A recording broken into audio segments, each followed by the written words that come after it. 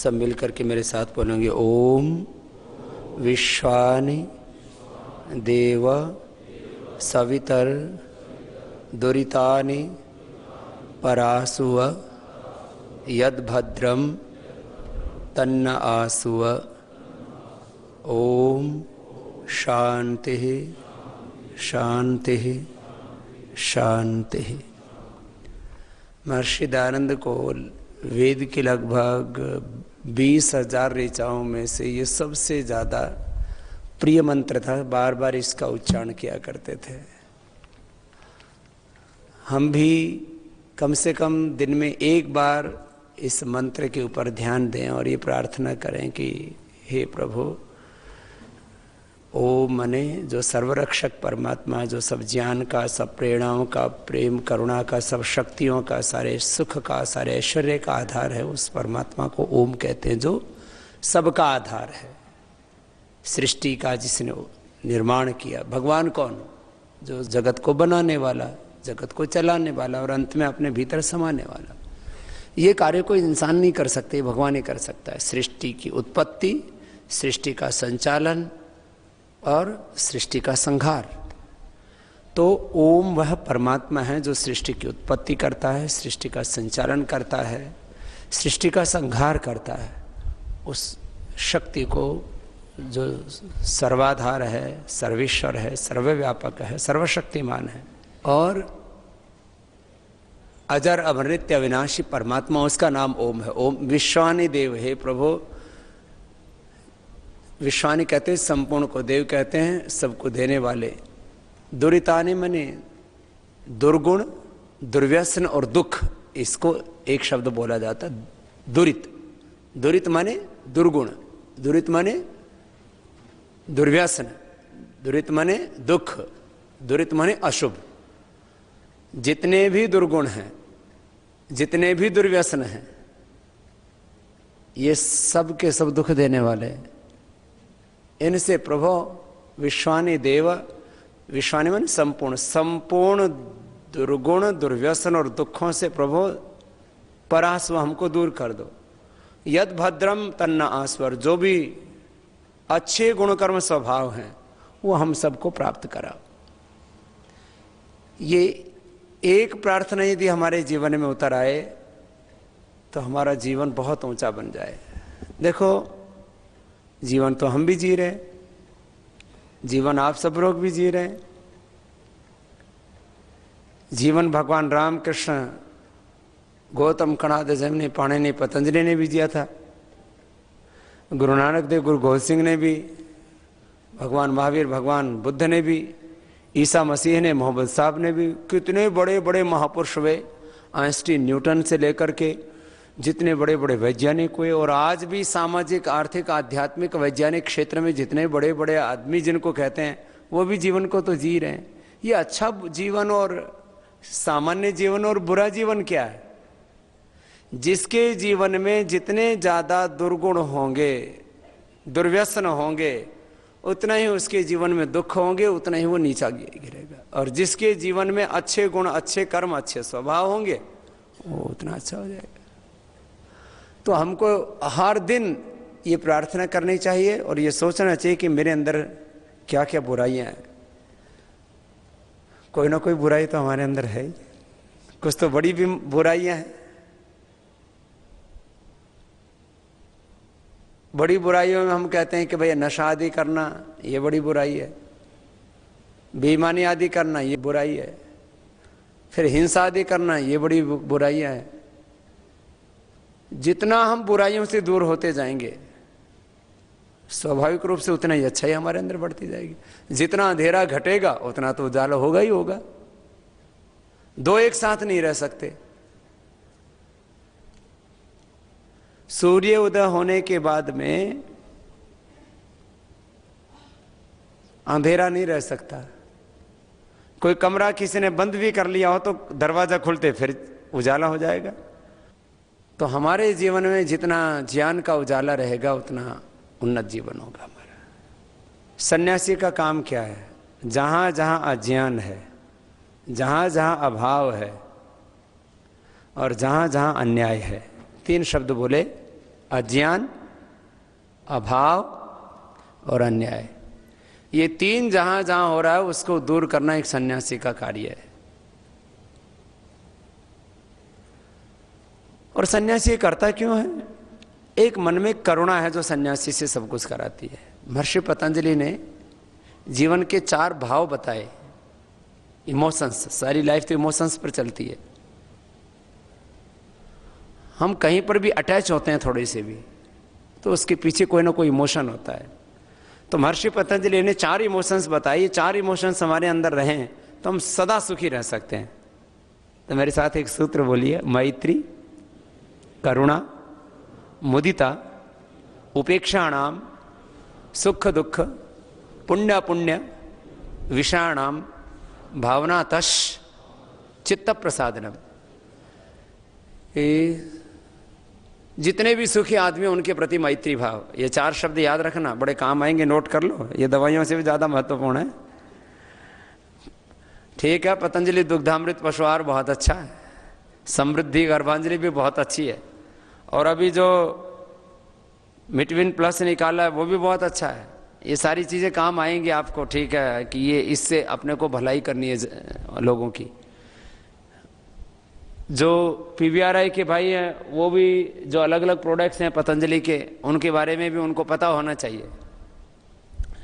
ये हो गया हमारा एक फील्ड हो गया लाइफ का।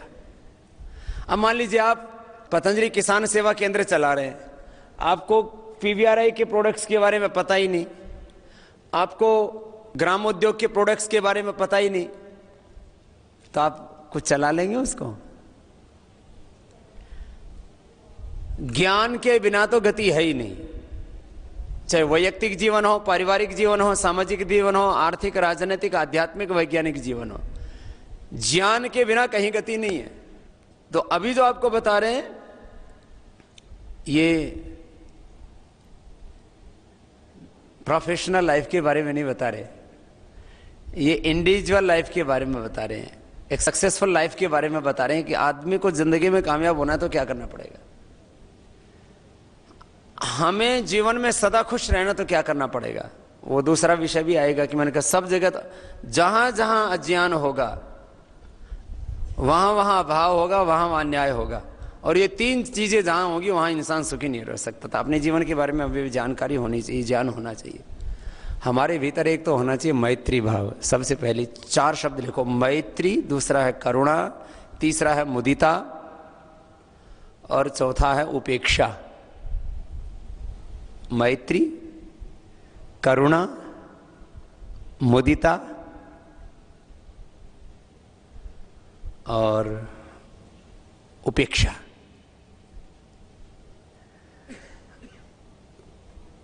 मैत्री का मतलब तो समझते ही हो सब। मैत्री मतलब प्रेम का भाव। किनके प्रति? सुखियों के प्रति मैत्री। तो मैत्री के नीचे लिख लो सुख, सुखी। सुखी आदमियों के प्रति क्या रहना चाहिए? मित्रता का भाव होना, मैत्री का भाव होना चाहिए। मैत्री माने प्रेम का, कि सुखी आदमियों को देखो तो उससे मैत्री का भाव हो, उससे प्रेम का भाव। अरे बहुत अच्छा, देखो कितना सुखी आदमी है। इसके 2-3 फायदे हैं। एक तो सुखी आदमी दूसरे को दुखी नहीं करेगा, और सुखी आदमी अपने को दुखी नहीं करेगा। अपना भाई, अपना रिश्तेदार, अपना जीजा, अपना साड़ा, अपना बहनोई,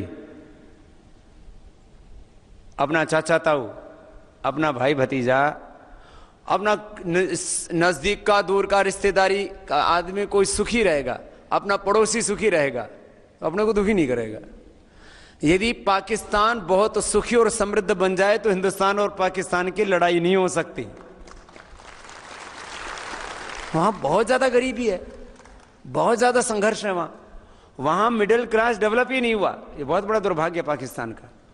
वहां लोगों के पास में आज भी 100, 200, 500, 1-1, 2-2, 5-5 हजार एकड़ जमीन है। बाकी लोग गरीबी में, बदहाली में जी रहे हैं। तो उनको किसी को पकड़ के कोई आतंकवादी बना लेता है, कोई कुछ बना लेता है, कोई कुछ बना लेता है। जो भी राष्ट्र दुनिया में, अब जापान किसी के साथ युद्ध क्यों नहीं करता? जो सुखी आदमी होता है, संपन्न आदमी होता है, खुशहाल आदमी होता है, वो लड़ाई झगड़ा पसंद नहीं करता। मैं बड़े तौर पर बात कर रहा हूं। कोई पड़ोसी सुखी देश है, वो सुखी है तो अपने को कोई दिक्कत नहीं है। जितना वो सुखी संपन्न रहेगा उतना अपना आराम में रहेंगे।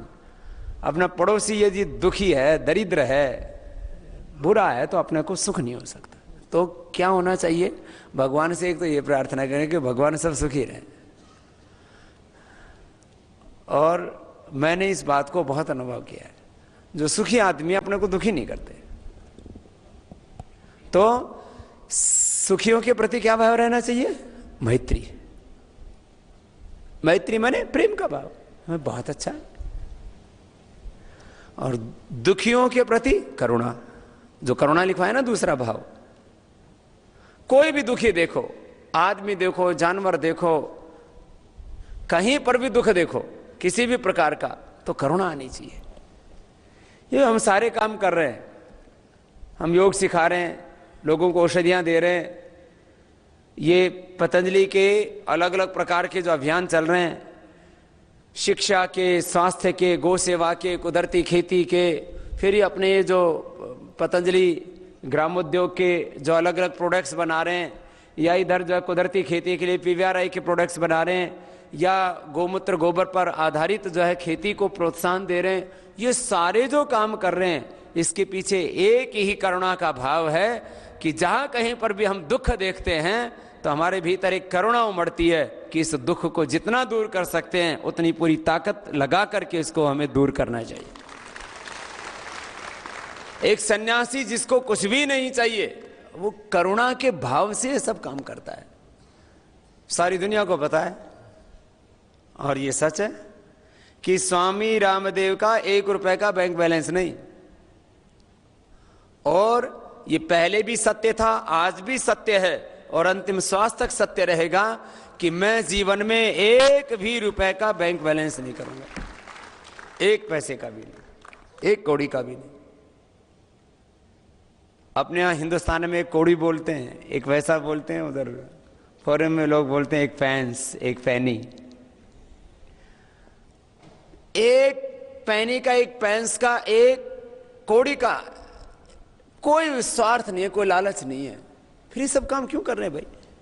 आज भी यही 2 कपड़े पहनना, और पहले तो हम थोड़ा बहुत खादी का ही पहनते थे, पहले मशीन का भी बना हुआ पहन लेते थे, मशीन का बना हुआ खाद सूती। हमने कहा ये करोड़ों लोग जो हाथ से काम करते हैं, उनके हाथों को रोजगार मिले तो उनको प्रोत्साहन तो कहीं से मिलना चाहिए। आज भी इस देश में करोड़ों हाथ हैं, उनको काम पूरा नहीं मिलता है। हम खादी पहनेंगे तो कुछ लाखों लोगों को और रोजगार मिलेगा, लोग खादी पहनने के लिए और ज्यादा प्रेरित होंगे। माने हाथ से बना हुआ, हथकरघा, जो लघु उद्योग है, गृह उद्योग है, किसी के हाथ को अपने किसी काम से, किसी भी हमारे आचरण से, हमारी छोटी सी बात से यदि किसी की जिंदगी में कोई खुशहाली आ जाए, इससे बड़ी बात और क्या हो सकती है। हम तो एक भजन ही गाते हैं ना, आपको भी 2 लाइन तो आनी चाहिए। मेरा हो मन स्वदेशी, मेरा हो मन स्वदेशी, मेरा हो तन स्वदेशी, मर जाऊं तो भी मेरा, मर जाऊं तो भी मेरा, होवे कफन स्वदेशी, मेरा हो मन स्वदेशी, मेरा हो तन स्वदेशी। कर शक्ति का विभाजन, मिटे पूंजी का ये शासन, कर शक्ति का विभाजन, मिटे पूंजी का ये शासन, बन गांव स्वावलंबी, बन राष्ट्र स्वावलंबी, वह नीति है स्वदेशी, मेरा हो मन स्वदेशी, मेरा हो तन स्वदेशी, मर जाऊं तो भी मेरा, मर जाऊं तो भी मेरा, होवे कफन स्वदेशी, मेरा हो मन स्वदेशी। ऐसा भाव होना चाहिए। एक विदेशी कंपनी आई थी, क्या नाम था उसका, और उसने देश को 200 साल तक लूटा और क्या बनाया, गुलाम तक बना लिया। बनाओ, ये एक विदेशी कंपनी आई, 200 साल तक देश लूटा और गुलाम तक बना लिया। आज हम लोगों को पता ही नहीं है। कई बार ना हम जानबूझ के कोई नुकसान करते हैं और कई बार अनजाने में हमसे नुकसान हो जाता है। जैसे जानबूझ करके किसी जीव की हत्या करना पाप है कि नहीं, बोलो पाप है कि नहीं। आप गाय का गला काटो, भैंस का गला काटो, शुअर का काटो, बकरे का काटो, सब में तो जीव है। अब देखो, आदमी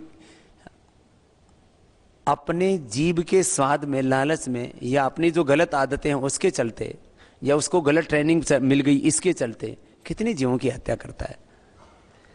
कभी भी कोई हिंदू, कोई जैन, कोई बौद्ध, कोई सिख गाय की हत्या करेगा? बोले ना, इसके प्रति तो हमारी श्रद्धा है। भाई, जो गाय में जीव है वही बकरे में, लेकिन हिंदू भी कई बकरा खा लेते हैं, मुर्गा खा लेते हैं। किसी भी जीव को क्यों मारते हो? जानबूझ के किसी जीव की हत्या करना पाप है, किसी भी जीव की। लेकिन अनजाने में भी तो हो जाती है। अब जैसे आप चल रहे हो, आपके पैर के नीचे कितनी चींटियां आकर के मर जाती हैं, क्या हिसाब लगाया? कितने जीवों की हम अनजाने में हत्या कर देते हैं। अब खेती में जो लोग खाद और कीटनाशक डालते हैं, यूरिया, डीएपी और तमाम तरह के पेस्टिसाइड्स, ये हिंसा की खेती है, वायलेंस है बहुत बड़ा, युद्धों से भी ज्यादा हानि है इसमें। और जो द्वितीय विश्व युद्ध में जो रासायनिक मिसाइल बनाने में, बम बनाने में, हथियार बनाने में प्रयोग होते थे, उन्हीं से ये यूरिया, डीएपी और तमाम तरह के पेस्टिसाइड्स, फर्टिलाइजर्स बनाए गए। खेती करना कहते हैं सबसे उन्नत काम है। उन्नत खेती मध्यम बाण करे, चाकरी को कर निदान, ऐसा बोलते थे हमारे। लेकिन जो रासायनिक खेती करता है वो बहुत बड़ा पाप करता है। एक तरह से वो खुद नरक में जाने का अपना रास्ता खोल लेता है। और उस खेती से जो पैदा होता है अन्न, उस अन्न से करोड़ों लोगों के जीवन में बहुत बड़ा दुख आता है। किसी को ब्लड प्रेशर, किसी को शुगर, किसी को कैंसर, पता नहीं कैसे कैसे बीमारियां होती। तो हम जानबूझ करके नुकसान कर लेते हैं अपना, अपने घर का, अपने परिवार का, समाज का, राष्ट्र का, कुछ अनजाने में। अब जैसे आप लोगों को पता ही नहीं है, आप बालों में तेल लगाते रहते हो विदेशी कंपनियों का, शैम्पू लगाते रहते हो विदेशी कंपनियों का।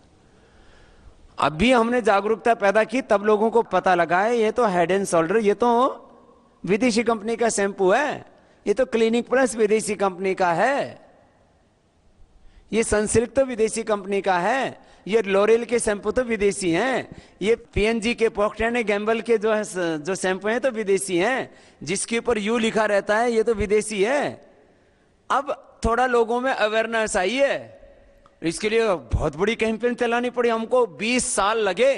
नहीं तो उससे पहले इस हिंदुस्तान में देसी और विदेशी वस्तु क्या है, एक आंदोलन चला था आज से करीब 100 साल पहले। 100 साल पहले एक बार स्वदेशी का आंदोलन जोर से चला था, तब महात्मा गांधी ने विदेशी वस्तुओं की होली जलाई थी, तब थोड़े से लोगों को पता लगा था ये देसी सामान है, ये विदेशी।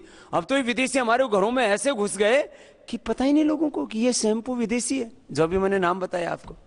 अब ऐसे ही साबुन लगा रहे थे, लक्स, लाइफबॉय, पियर्स, डोव। बोलो, लक्स, लाइफबॉय, पियर्स, डोव आदि के साबुन आप लोगों के घरों में मिल जाते थे कि नहीं? जिन लोगों ने भी ये साबुन प्रयोग किए हैं उन्होंने देश के साथ धोखा किया है, देश के साथ गद्दारी की है। जिन लोगों ने भी कोलगेट, पेप्सोडेंट, क्लोजअप से अपने दांत साफ किए उन्होंने देश के साथ धोखा किया है। देश का पैसा विदेशी कंपनियों के हाथों में सौंप करके देश की आर्थिक हानि की है। देश की हानि करना, अब देश के साथ धोखा क्या है, देश के साथ गद्दारी क्या है? जिस काम से देश की हानि होती है वो सारे काम देश के प्रति गद्दारी हैं, देश के साथ धोखाधड़ी है, देश के साथ विश्वासघात है। यदि मैं विदेशी कंपनियों के प्रोडक्ट का इस्तेमाल करता हूं तो ये देश के साथ विश्वासघात, देश के साथ धोखाधड़ी, देश के साथ गद्दारी है, क्योंकि उससे देश की उन्नति नहीं होती, देश की हानि होती है। और जिस किसी काम से देश की हानि होती हो वो देश के साथ धोखा है, विश्वासघात है, छल है। अब हम तो सोचते हैं अरे हमने तो वो कोलगेट, क्लोजअप और पेप्सोडेंट यही तो किया था, पैसे दे करके लिया था, कोई चोरी करके थोड़ी लाए थे। हमने कब कहा कि अब चोरी करके लाए, पैसा दे के लाए, यही तो गलत काम किया। आज उससे मैंने कोई चोरी करके थोड़ी लाया, अरे पैसे दे के लाया, यही तो गलत काम किया। सारा पैसा हिंदुस्तान के एक एक घर का एक एक 2-2 5-5 10-10 रुपए इन विदेशी कंपनियों के हाथों में चला गया और कोई लाख करोड़ रुपए इन्होंने कमा लिए। ये अभी हमने अभियान शुरू किया है, 2 4 5 10 साल लगेंगे, ये विदेशी कंपनियां भी देश छोड़ के जाएंगे। अब लोग केश कांति तेल, केश कांति शैंपू और दंत कांति टूथपेस्ट और एलोवेरा की, हल्दी चंदन की सब साबुन यूज कर रहे हैं। वॉशिंग पाउडर भी विदेशी कंपनियों के, रिन विदेशी कंपनी है, एक्सेल सर्फ एक्सेल विदेशी कंपनी है, और भी कितने हैं इनके, जिसके ऊपर एक तो यू लिखा हो। आजकल हर एक प्रोडक्ट के ऊपर कंपनी अपना नाम लिखती है, जिसके ऊपर पीएनजी लिखा हो, लोरियल लिखा हो, जिसके ऊपर यूनिलीवर लिखा हो, जिसके ऊपर कोलगेट पॉमोलिव लिखा हो, वो विदेशी है। और हमारे घर में कोई ना कोई, या तो किचन में, या तो बाथरूम में, या तो आपके ड्राइंग रूम में, कहीं ना कहीं आपको ये इनके प्रोडक्ट मिल जाएंगे। मैं कह रहा था इससे देश की बड़ी हानि हुई, तो आपको तो पता ही नहीं हो रही थी हानि। अनजाने में हमने तो गुरुकुल में पढ़ते ये संकल्प ले लिया था। गुरुकुल में तो कपड़े हम एक तौलिया सा पहना करते थे, ना नीचे ना ऊपर, कुछ नहीं, ऐसे रहते थे, लंगोटी बांध के ऊपर तौलिया सा एक बांध लिया। पूरी पढ़ाई कर ली होगी एक तौलिए में। और यहां जिनको नाक पूछने नहीं आती, आजकल उन बालकों के पास भी 10-10 जोड़ी कपड़े रहे और पढ़ाई में फिस हड्डी। और हमने एक तौलिए में आचार्य कर लिया, पूरी पढ़ाई कर ली, और ऐसी पढ़ाई की कि आज लोग पूछते हैं बाबा आप लोगों ने पढ़ाई कहां से की है। मैंने कहा भाई हमने तो पीपल के पेड़ के नीचे और बड़ के पेड़ के नीचे बैठ करके पढ़ाई की थी, लेकिन अब पूरी दुनिया जो हम कर रहे हैं उसको पढ़ेगी, उसके ऊपर रिसर्च करेगी। तो आपसे मैं बात कह रहा था करुणा की बात। ये जो सारा काम हमने शुरू किया, हमारे भीतर एक करुणा, कंपैशन उसको बोलते हैं, एक करुणा का भाव आया। अरे ये देश हमारा ऐसे लूट रहा है, बर्बाद हो रहा है, और इसको कोई बचाने की बात ही नहीं कर रहा, कोई सच कहने की हिम्मत ही नहीं कर पा रहा, और कोई इन विदेशी कंपनियों के सामने खड़ा ही नहीं हो पा रहा। अब बहुत लोगों ने बात की, बोले क्या सन्यासी को ये काम करना चाहिए। मैंने कहा हम ये काम कमाई के लिए नहीं कर रहे, ये सारा का सारा काम देश की जनता और देश की भलाई के लिए कर रहे हैं।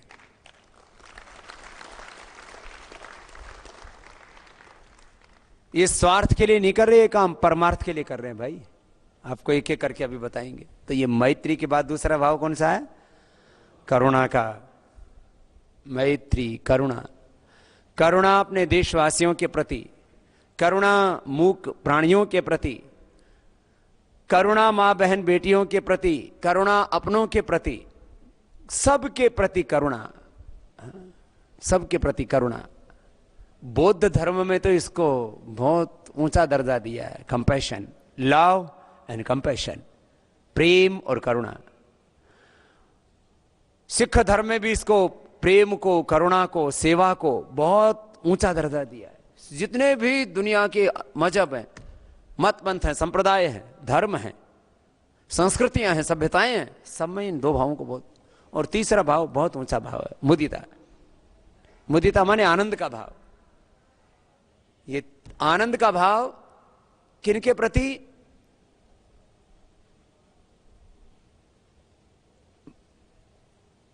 जो बहुत पुण्यशील है, बहुत पहुंचे हुए आदमी हैं, कोई किसी भी क्षेत्र में, अध्यात्म के क्षेत्र में, किसी भी क्षेत्र में, ये जो मैत्री वाला भाव है उससे भी ऊंचा भाव है। माने उनको अपना आदर्श मानना चाहिए।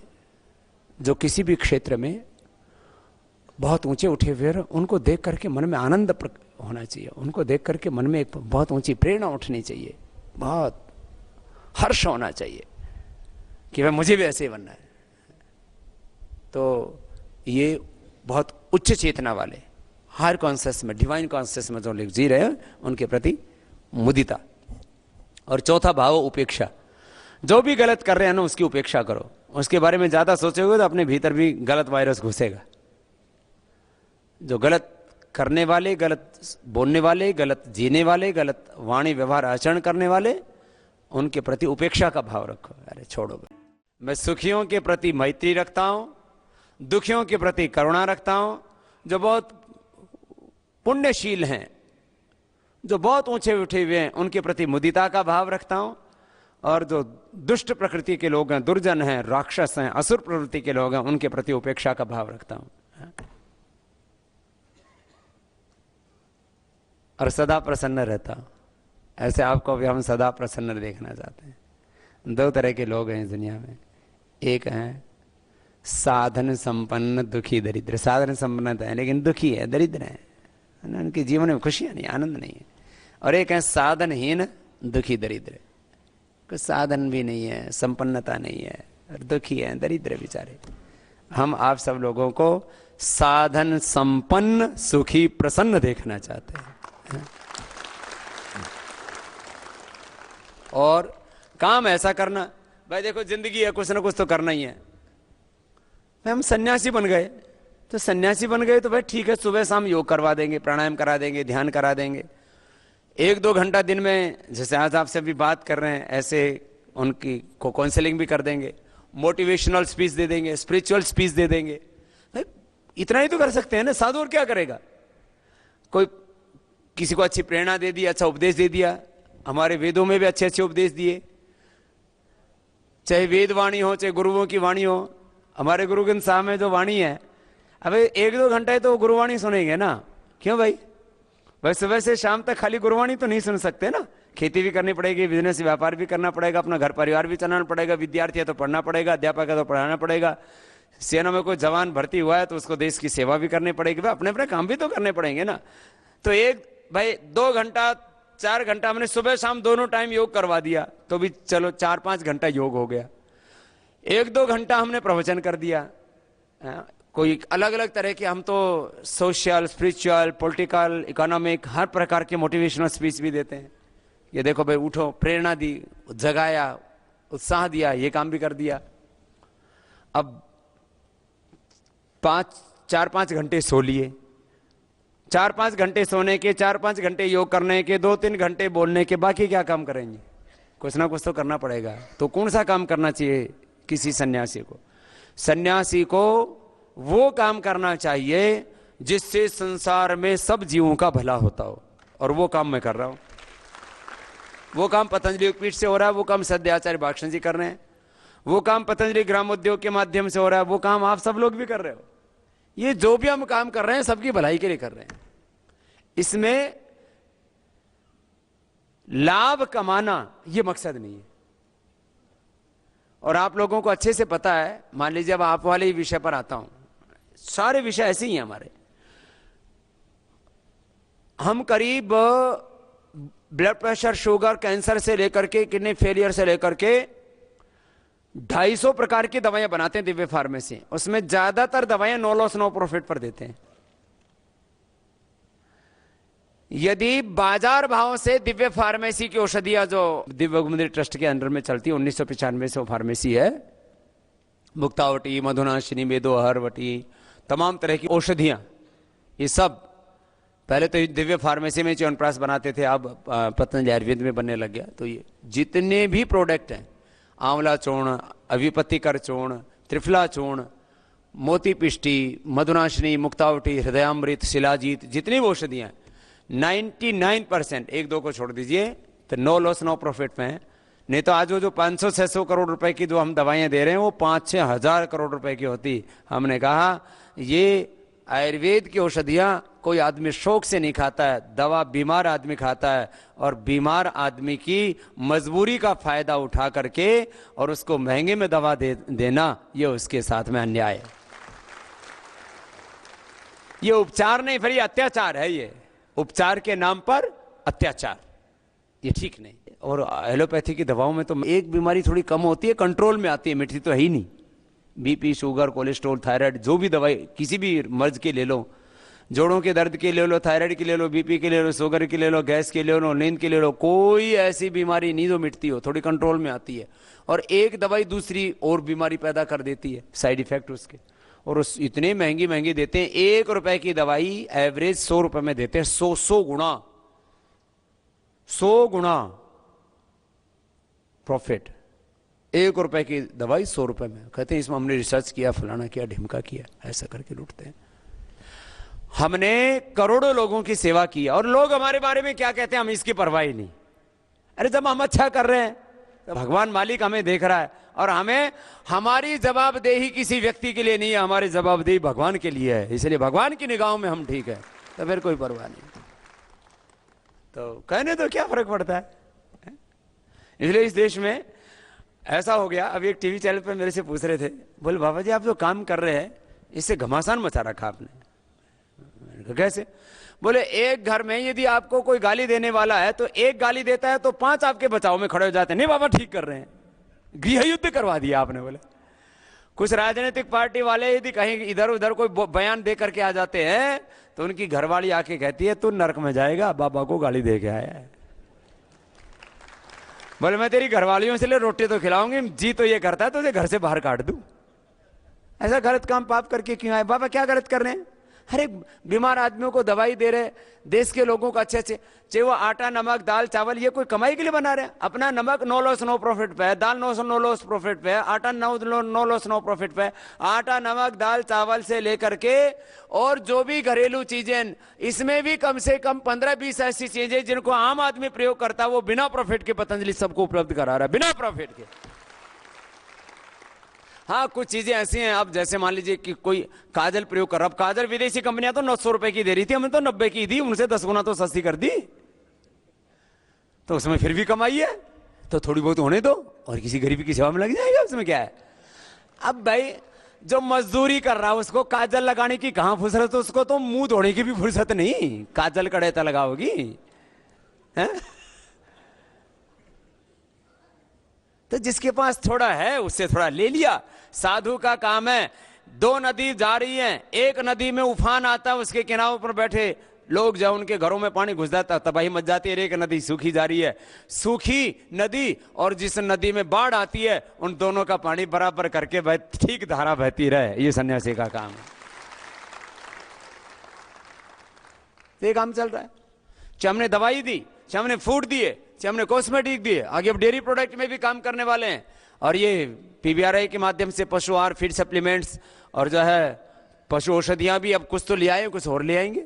और इसी तरह से पीवीआरआई के माध्यम से हम तो एक प्रेरणा दे रहे हैं।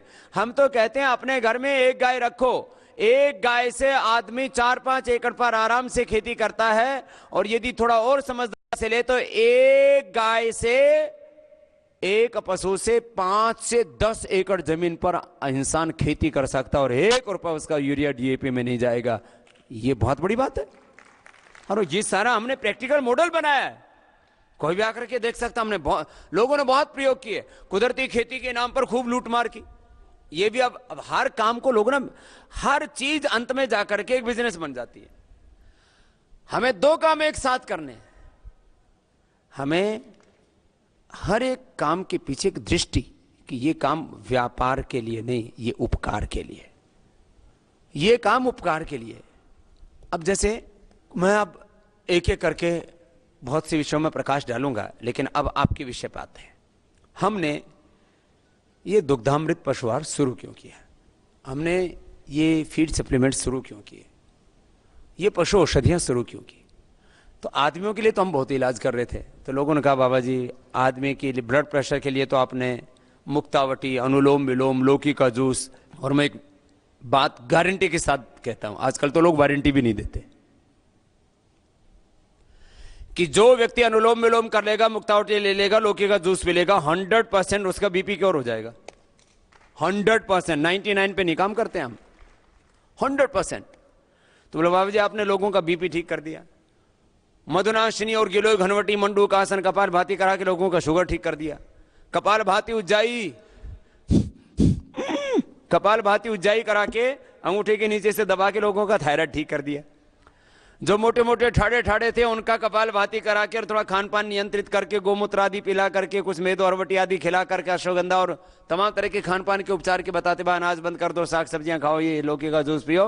लोगों का हमने 25-25, 50-50 किलो, एक भाई ने तो अपना 1.5 क्विंटल वजन कम कर लिया। मोटे मोटे लोगों को पतला कर दिया हमने। कैंसर तक की बीमारी ठीक कर दी, लीवर फेल होने से, किडनी फेल होने से बचा लिया। कितने घर उजड़ने से बच गए, कितनों के सुहाग हमने बचा लिए, कितने बच्चों को अनाथ होने से हमने बचा लिया।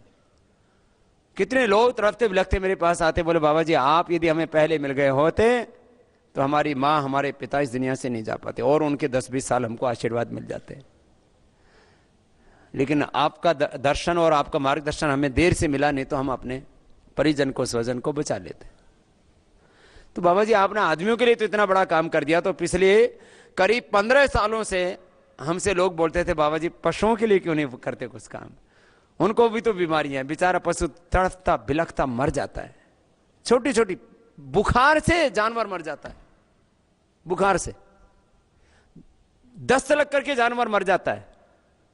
छोटी छोटी बीमारियां होती हैं,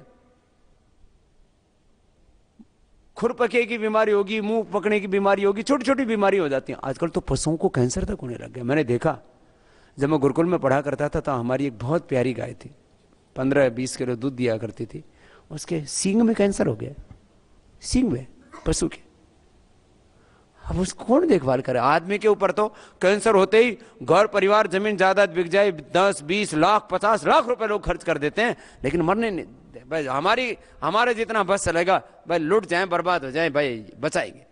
तो आदमी के ऊपर तो लोग 5-10 लाख, छोटे से बच्चे को कई बार मैंने देखा, अभी बालक पैदा ही हुआ है हॉस्पिटल में और 5 लाख रुपए का बिल आ गया। बालक को बुखार था, दस्त था, उसी को ठीक करने में। एक बालक को बुखार हो जाए, दस्त हो जाए और 5-10 दिन हॉस्पिटल में रुक जाए तो 5 लाख का बिल तैयार है। इसलिए मैंने देखा गरीब आदमी 1-2 बच्चे फालतू पैदा करके रखते हैं।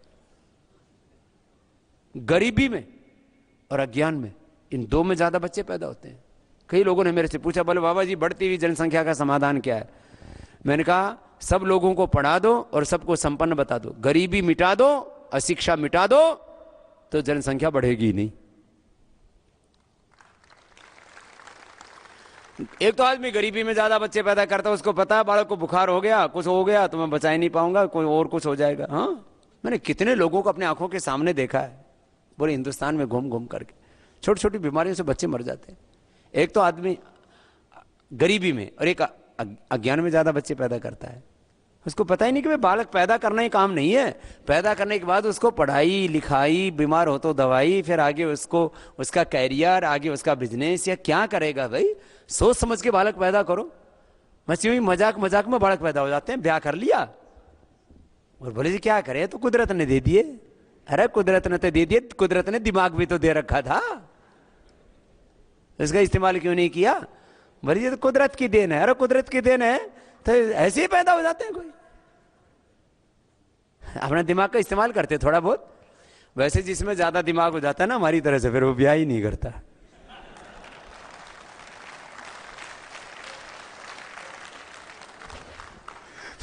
सारे बालक अपने भाई, सच्ची बात कह रहा हूं। बहुत ज्यादा पढ़े लिखे और बहुत ज्यादा संपन्न लोग फिर शादी नहीं करवाते। बोले बाबू जी ये तो बड़ा खतरा है। इसमें खतरा है क्या है? अच्छा है ना, 1-2 बालक पैदा करो फिर उसको पालो, बहुत बहुत मेहनत लगती है, कोई ऐसा सरल काम है ये? और 1-2 पैदा हुए और फिर भी उक चूक हो जाए तो कई बार गड़बड़ निकल जाऊं बड़े होकर के। माँ बाप को छोड़ के भाग जाते हैं और वो बैठे बैठे ऐसे देखते रहते हैं, पंछी उड़ जाते हैं, फिर गीत गाते रहते हैं, जीवन के दिन 4 पंछी उड़ जाना। उड़ गया पंछी, दी जवाई ले गए, बहुए ले गई पूत, और तू तो रह गया उत का उत। लड़कियां बड़ी होने के बाद में ब्याह होके चली जाती हैं और लड़का बड़ा होकर के बहू के साथ में अपने आनंद करने लग जाता है। बेचारे बुढ़िया और बुढ़े देखते देखते माड़ा झपते रहते हैं।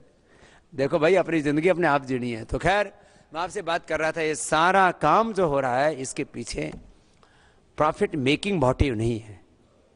ये काम मैं कह रहा था, लोगों ने कहा स्वामी जी आदमी के लिए तो आपने बहुत काम कर दिया, इन पिसारे मूक प्राणियों के लिए भी कुछ काम करो। तो हमने थोड़ा थोड़ा करके काम शुरू किया, और आज जिस तरह से योग पूरे हिंदुस्तान और पूरी दुनिया में पहुंच गया, आज दुनिया में करीब 700 करोड़ लोग हैं, और 700 के 700 करोड़ लोग योग शब्द को जानते हैं, शीर्षासन जानते हैं, कपालभाति अनुलोम विलोम जानते हैं। और कुछ नहीं आता तो बोले भाई योग क्या, बोलो लंबा श्वास लो और छोड़ो,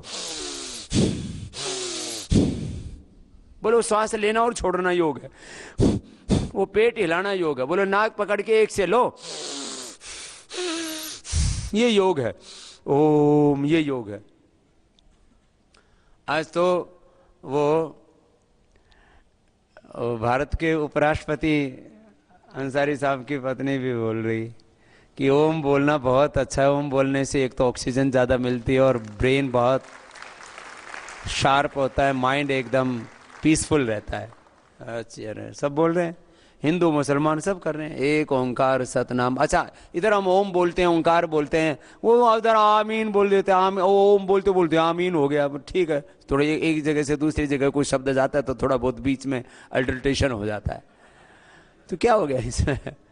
तो बात यह है कि जैसे करोड़ों लोगों तक योग पहुंच गया, करोड़ों लोगों तक आयुर्वेद पहुंच गया, करोड़ों लोगों तक पतंजलि के प्रोडक्ट अब पहुंच रहे हैं, ऐसे ही देखो भाई ये जो पशु वाला जो काम है और जो खेत वाला काम है, ये बहुत पुण्य का काम है। इसमें कमाई सेकेंडरी चीज है, इसमें बहुत बड़ी भलाई का काम है। ये करोड़ों करोड़ों पशुधन को और करोड़ों करोड़ों किसानों के जिंदगी को आबाद करने वाला काम आप लोग कर रहे हो पतंजलि ग्राम उद्योग के माध्यम से, इतना बड़ा काम है। अब इसके बारे में अवेयरनेस लाने की जरूरत है हम लोगों को। क्या अवेयरनेस लाने की जरूरत है?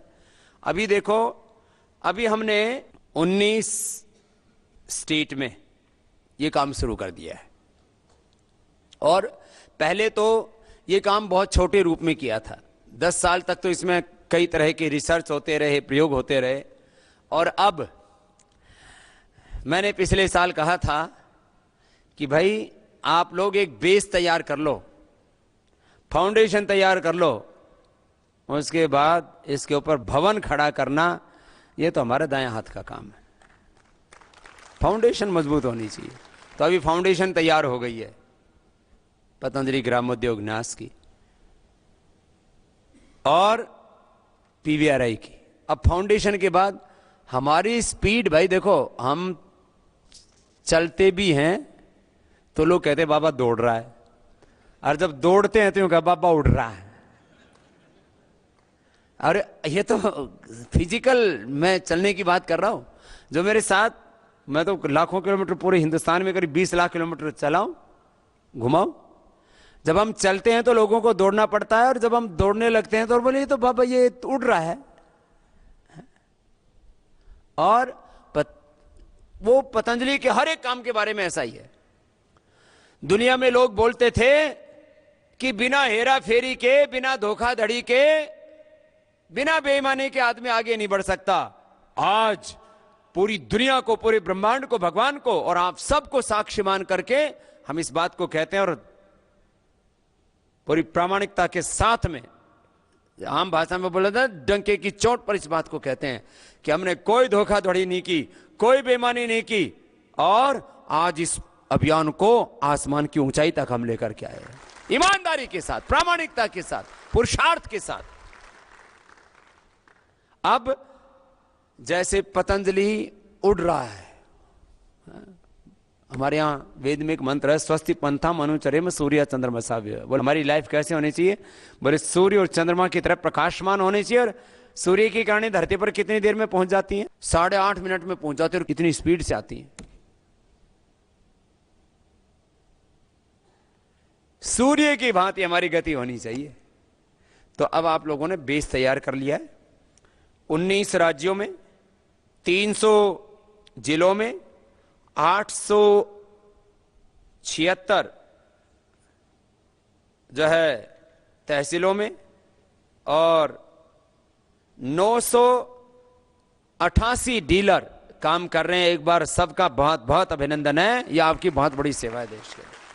अब इस काम में और भी लोगों को जोड़ना है और जो है आदरणीय डॉक्टर यशदेव शास्त्री जी के नेतृत्व में हमारे आदरणीय भाई सुरेश चंद्र मलिक जी और श्री हमारे रामनिवास कुंडू जी पीवीआरआई में इस सेवा को आगे बढ़ा रहे हैं। इस पूरे नेतृत्व के एक बार सबकी ओर से बहुत बहुत शुभकामनाएं, बहुत बहुत हमारा अभिनंदन।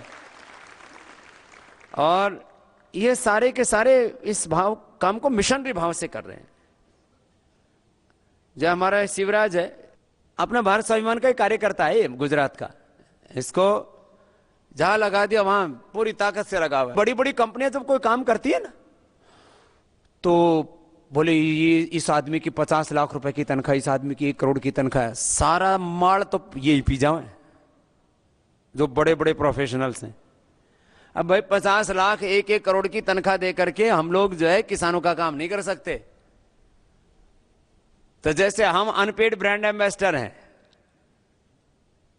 नहीं तो आजकल ब्रांड वाले करोड़ों करोड़ों मार जाए, माल बनाने में लगे हुए सब। कोई साबुन बेचने में लगा है, कोई शैम्पू बेचने में लगा है, और कुछ तो ऐसे हैं, अब मैं ज्यादा पोल नहीं खोलूंगा, जिसके खुद के बाल उड़ गए, गंजे हैं, वो बालों का ऐड कर रहे हैं। नकली सौदा है सारा। क्यों? जिसने 2, 4, 5 करोड़ दे दिए उसी की बोतल थाली, उसी की साबुन पकड़ ली, उसी का कोका कोला पकड़ लिया, थम्स अप पकड़ लिया, लिमका ढिमका पकड़ लिया। ओ कुछ तूफान ही करते हैं। वो तूफान जो है वो Coca Cola Pepsi Thums Up में नहीं है, उसको पैसे दे दिए, उसने बता दिया तूफान ही करते हैं। उसको तो शब्द बोलने दो। उधर से एनिमेशन वालों ने फिल्म बना दी, ऐसा तूफान से निकाल दिया। अरे तूफान नहीं, उसमें से गैस भरी पड़ी है, गैस निकलेगी। तूफान तो आदमी के भीतर है। जिस दिन व्यक्ति साहस से, शौर्य से, पराक्रम से भरा हुआ जिधर कदम रखता है उधर ही नए रास्ते बन जाते हैं, उधर तूफान आता है। कोका कोला पेप्सी तूफान आता है। ऐसे ऐसी ऐड बनाई, बोले लाइफ बॉय है जहां तंदुरुस्ती है। जब आदमी गाय का दूध पीवे है, घी खावे है, तो तंदुरुस्ती बढ़ सके है। साबुन लगाने से किसी की तंदुरुस्ती आओ भाई? इसमें कोई एक टोपा भी इसमें ताकत है क्या? देसी भाषा में एक टोपा बोलते हैं बूंद को, है। एक बूंद में इसमें कोई शक्ति वाली बात है क्या भाई? ये साबुन कोई खाने की चीज है जिसमें तंदुरुस्ती आ जाएगी? भाई नहाने से आदमी को ताजगी मिलती है तो पानी से मिलती है, कोई केमिकल से मिला है? ऐसे उल्टे पुल्टे काम किए। हमने नई परंपराएं स्थापित की हैं। विज्ञापन में भी हमने अश्लीलता को नहीं सहारा लिया, हमने उसमें सच्चरित्रता का सहारा लिया, पवित्रता का सहारा लिया। झूठ नहीं बोले, ढोंग नहीं किया, आडंबर नहीं फैलाया, कृत्रिम झूठ पैदा नहीं की, सपने नहीं बेचे। ये सपनों के सौदागर हैं सब, मौत के सौदागर हैं सब। कर उल्टे पुल्टे काम चल रहे थे। अब सीधे सीधे रास्ते लाना इस दुनिया को। देखो आदमी में ईमानदारी होनी चाहिए और मेहनत होनी चाहिए। खाली अकेली ईमानदारी भी धरी रहती है, क्या काम की मेहनत ना करे तो। पुरुषार्थ के बिना, कर्म के बिना, हार्ड वर्क के बिना, मेहनत के बिना तो दुनिया में कुछ नहीं हो सकता। इसलिए मैंने कहा जीवन का धर्म है पुरुषार्थ और परमार्थ। जीवन का धर्म क्या है बोलो? अरे जोर से तो बोलो। पुरुषार्थ और परमार्थ, बस यही जीवन का धर्म है और कुछ नहीं। बड़े शब्द हैं पुरुषार्थ और परमार्थ। अब इस दिशा में ये जो सारा काम चल रहा है, अब इसको क्या करना है? देखो लोग बड़े समझदार हो गए आजकल। लोगों को अब ज्यादा दिन तक बेवकूफ नहीं बना सकते। देखो मैं आपको उदाहरण देता हूं। अब आप लोग अब देख रहे हो दुनिया देश में, अब राजनीतिक रूप से भी बेवकूफ नहीं बना सकते। अब खाने पीने की चीजों में भी लोग समझदार हो गए भाई, देखभाल करके खाने लग गए थोड़ा। अब लोग कई तरह से, एक होता है अवेयरनेस, कई तरह की जागरूकता आ रही है। हर तरह से लोग जागरूक हुए। जैसे उन लोगों को पता लगेगा तो अपने पैरों पर कुल्हाड़ी कौन मारेगा। अब मैं आपके विषय पर सीधा सीधा आता हूं। ये जो काम चल रहा है, अब किसी के पास में 50,000 का, किसी के पास में 1 लाख रुपए का, किसी के पास में 5-5 लाख का पशुधन है।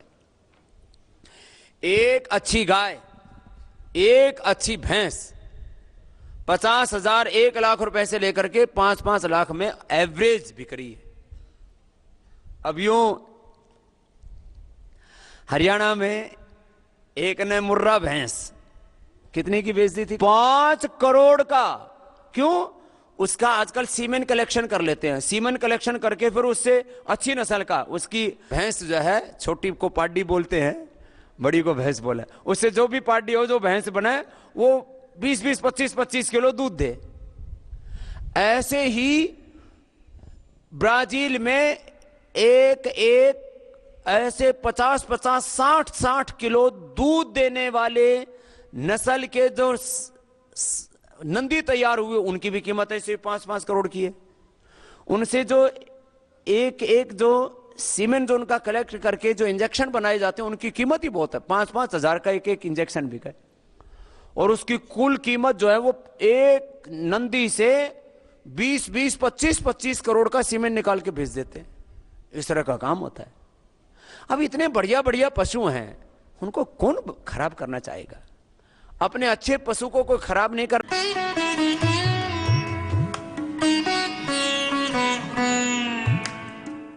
पशुधन जितना भी खराब हो रहा है, उसमें मेन है आहार। कैसे? अब जो उनको एक तो चारा पूरा नहीं मिलता, खाना पूरा नहीं मिलता, पोषण पूरा नहीं मिलता।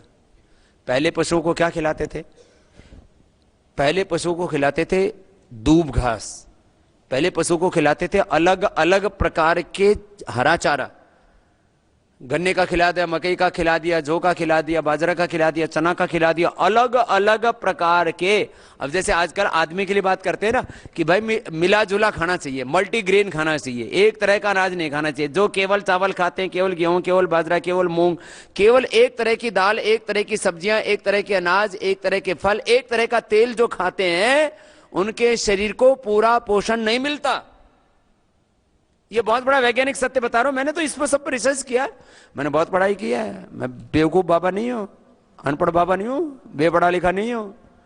इतना पढ़ा लिखा हूं कि मेरे ऊपर पीएचडी हो रही है, और आगे अभी तो और बड़े बड़े रिसर्च इंस्टीट्यूट खोलेंगे।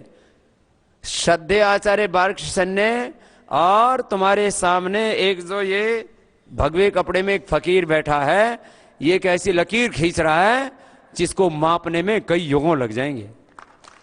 और हम कोई अहंकार के कारण से बात नहीं कर रहे, अब कोई सच्चाई बता रहे। भाई आदमी को, मैंने कहा ना, सबसे संसार की हानि हो रही है अज्ञान के कारण से। अज्ञान, अभाव और अन्याय, और 3 चीजों को हमें दूर करना है। पहले हमने अपने जीवन में से अज्ञान को मिटाया, अभाव को मिटाया, अन्याय को मिटाया। हमने अपने अज्ञान को पहले मिटाया। जिसका अज्ञान मिट गया उसका अभाव अपने आप मिट जाता है, और वो अपने साथ में अन्याय नहीं होने देता, और वो अन्याय को सहन भी नहीं करता है। ये सारे काम के पीछे एक बड़ी दृष्टि है। तो आपको मैं बात कर रहा था कि भाई आदमी के बारे में तो पता लग गया था पहले, इसलिए आजकल कहते भाई दालें जो है ना वो कई तरह की मिली जुली खाओ। अब पतंजलि की तरफ से हमने दाल बाजार में दी, लोगों को बहुत महंगी हो गई थी दाल, तो करीब करीब कभी 1-2% लॉस में, कभी 1-2% प्रॉफिट में, ऐसे ये पतंजलि की दालें हम उपलब्ध कराए। उसमें मिक्स दाल की बहुत डिमांड है। क्यों? एक तरह की दाल खाने से एक तरह के पोषक तत्व मिलते हैं, अलग अलग तरह की दाल खाने से अलग अलग तरह के पोषक तत्व मिलते हैं, और स्वाद भी अलग अलग आता है। कभी मूंग की खाओ, कभी चने की खाओ, कभी अरहर की खाओ, कभी उड़द की खाओ, कभी अलग अलग तरह से छोले खाओ, कभी राजमा खाओ, तो स्वाद भी अलग अलग आता है और उससे स्वास्थ्य भी मिलता है। ऐसे ही अनाज है, गेहूं में अलग तरह के पोषक तत्व हैं, मकई में अलग तरह के हैं, रागी में अलग तरह के हैं, चौलाई में अलग है, जौ में अलग है, सिंघाड़े में अलग है, चना में अलग है। पहले इसलिए कहते भाई मिला जुला खाओ और मिलजुल के रहो। अभी ऐसे ही साग सब्जियों में एक तरह के उनमें न्यूट्रिशंस, माइक्रो न्यूट्रिशन अलग अलग, लौकी, करेला, तुरई, घिया, ये वो, गाजर, पालक, मटर फटर सब अलग अलग खाते। ऐसे तेल है, एक जैसा तेल अच्छा नहीं है, इसलिए कहते हैं मूंगफली का भी तेल खाओ, सोयाबीन का भी खाओ, सूरजमुखी का भी खाओ, सरसों का भी खाओ, तिल का भी खाओ, अलग अलग। अब तो पूरे डॉक्टर, अब तो फिर ये बड़ी बड़ी कंपनियों ने ना ब्लेंड करके बना दिए, लेकिन इसमें हेराफेरी ये चल रही है। ₹40 लीटर का तेल आता है पाम ऑयल। अब ये मैं पोल खोने लगा है वो ना आजकल। अब मेरे पास में पहले तो आते थे सरकार के प्रेम पत्र, केस होते थे हर किसी दिन 10, किसी दिन 20, किसी दिन तो एक एक दिन 80, 100 केस हमारे पर हुए एक एक दिन में। हमने कहा होने दो भाई। अब कंपनियों के प्रेम पत्र आते हैं, बाबा जी इससे तो हमारा बिजनेस चौपट हो जाएगा। फिर वो नोटिस भेजते हैं, ये तो जब तक हम जिएंगे ना ये तो चलता रहेगा कार्यक्रम। क्यों भाई, हम गलत काम तो सहन करेंगे नहीं और सच बोलने से बाज आएंगे नहीं। तो ये तो करेंगे काम। तो हमने एक दिन ऐसे बोल दिया, मैंने कहा भाई, और अभी आजकल अपना सरसों का तेल का ऐड चला है, हमने खाली इतना बोला कि भाई ज्यादातर, ये तो FSSAI की रिपोर्ट है, जिस भी तेल की जांच कर लो करीब करीब 80 से 90% तेलों में पाम ऑयल ठोक रखा है। अच्छा उसका क्या, रिफाइंड करने के बाद में उसमें स्वाद तो कोई आता नहीं, गंध कोई रहता नहीं, स्वाद और गंध गायब हो गए। अब वो खाली तलने का काम कर देता है और उसमें भी बड़े खतरनाक चीजें हैं। अब वो कोई भी तेल बाजार में ले लो आपको ₹100 से सस्ते में नहीं मिलेगा। देख रहे हो ना, ₹40 का तेल 100, ₹125 में बेच रहे हैं। और कुछ तो और इसमें ये विटामिन डाल दिया। अब उसमें क्या है, वो अब एक ट्रक तेल, एक टैंकर है, अब वो टैंकर में क्या 2 बूंद विटामिन की डाल दी, इस विटामिन की उस विटामिन की, और 2-2 बूंद विटामिन की डाल के और बोले इसमें ये विटामिन इसमें वो विटामिन। और लोग बावड़ है, किसने बताओ ऊपर से खाया नीचे थे काट दिया, किसके विटामिन कड़े गए सारे बाथरूम में पड़े हैं। लोगों को बेवकूफ बनाया जा रहा है। लेकिन आपको मैं बात कह रहा हूं, इसमें भी बहुत धोखाधड़ी है, उसका तो आगे इलाज करेंगे। इलाज जब तक जीवेंगे ना, इन सारे पापियों का इलाज करके जाएंगे जो अलग अलग क्षेत्रों में अलग अलग पाप कर रहे हैं। इसलिए ये बोलिए बाबा बड़ा खतरनाक है। अरे बाबा खतरनाक नहीं, तुम खतरनाक हो, हम तो सही सही रास्ता बताते हैं। तो मैं कह रहा था, ये आदमी के बारे में तो बात चल रही थी, पशु के बारे में किसी ने सोचा ही नहीं। अब पशु खराब क्यों हुआ, अब उसके ऊपर आता हूं।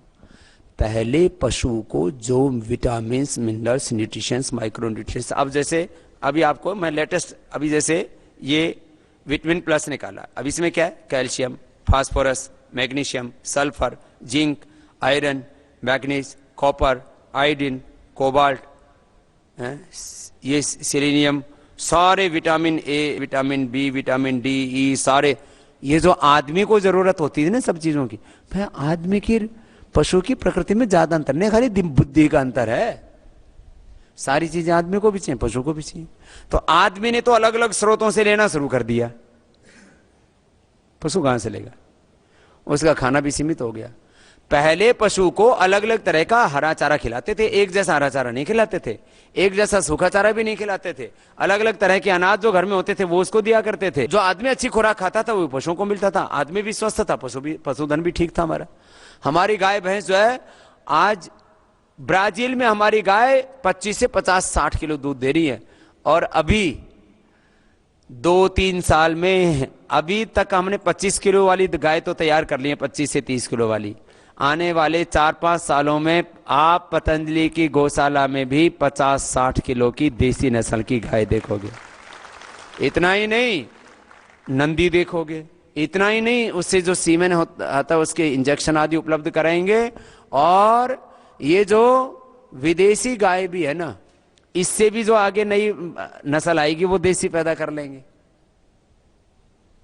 अभी शंकर नस्ल की गाय हमारे यहां करीब 4 करोड़ है और 9 करोड़ देसी नस्ल की हैं।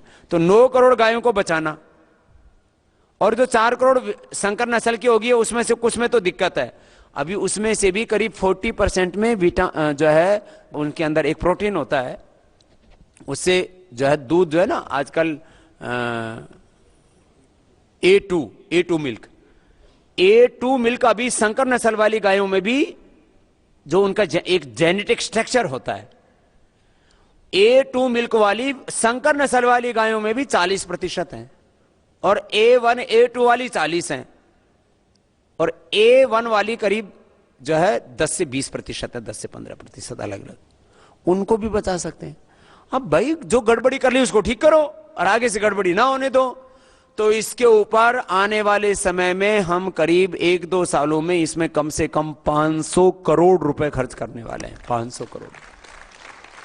तो ये कोई कमाई के लिए थोड़ी बना रहे हैं सब, कोई दुग्धामृत और ये समृद्धि और ये गर्भांजलि और ये सब आपको जो उपलब्ध करा रहे हैं, कोई इससे कोई करोड़ों रुपए बनने वाला नहीं है। और आज मेरा आपके सामने, पहले भी मैंने कहा था, आज क्योंकि सार्वजनिक तौर पर पहली बड़ी सभा है ये अपनी, जो भी पतंजलि ग्रामोद्योग का प्रॉफिट होगा, जैसे पतंजलि का प्रॉफिट तो हमने घोषणा की है पहले कि पतंजलि का सारा प्रॉफिट 100% चैरिटी के लिए है।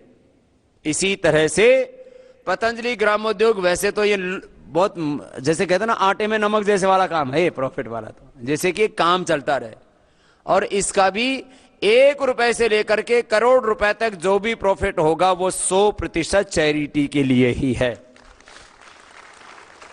और आप लोगों की जानकारी के लिए भी बता देता हूं, ये सारा काम कोई कंपनी में नहीं हो रहा है, ये पतंजलि ग्रामोद्योग न्यास का मतलब ट्रस्ट में हो रहा है। और ट्रस्ट जो है किसी व्यक्ति की जायदाद नहीं होती, ये सारा काम चैरिटी के लिए है। ये आप लोग इस काम में लगे हुए हो तो एक ट्रांसपोर्ट, एक रॉ मटेरियल होता है, फिर ट्रांसपोर्टेशन होता है, फिर सप्लाई चेन होती है, आगे चीजों को लोगों तक पहुंचाने के लिए एक पूरी व्यवस्था बनानी पड़ती है। उस व्यवस्था के लिए सारी चीजें की गई है। यदि इतनी जागृति होती है हिंदुस्तान में कि जगह जगह लोग इसको खुद करने लगे, और हम तो पूरा फार्मूला देते हैं, कोई भी बनाए भाई, कोई लुका छुपी वाला खेल नहीं है। किसी को भी ये काम सीखना है तो हम तो सिखाने के लिए भी तैयार है। बस सारा देश इस काम को करे, खाली हम ही क्यों करें? करो भाई, इससे देश बचेगा। ये बहुत बड़ा देश बचाने वाला, देश बनाने वाला काम है। तो ये लोगों को थोड़ा सा कुछ प्रीमिक्स कि भाई इसमें, जैसे कि आप पशु आ रहे हो तो उसमें प्रीमिक्स है, उसका फार्मूला देके राजी नहीं। जैसे किसी वैद्य को नुस्खा पता लग जाए ना कि ये बीमारी इस नुस्खे से ठीक होती है, तो वो दवाई बता के ना दे, जड़ी बूटी बता के ना दे। ये प्रीमिक्स का फार्मूला ढूंढने में हमको मतलब कभी 1 दशक लग गया।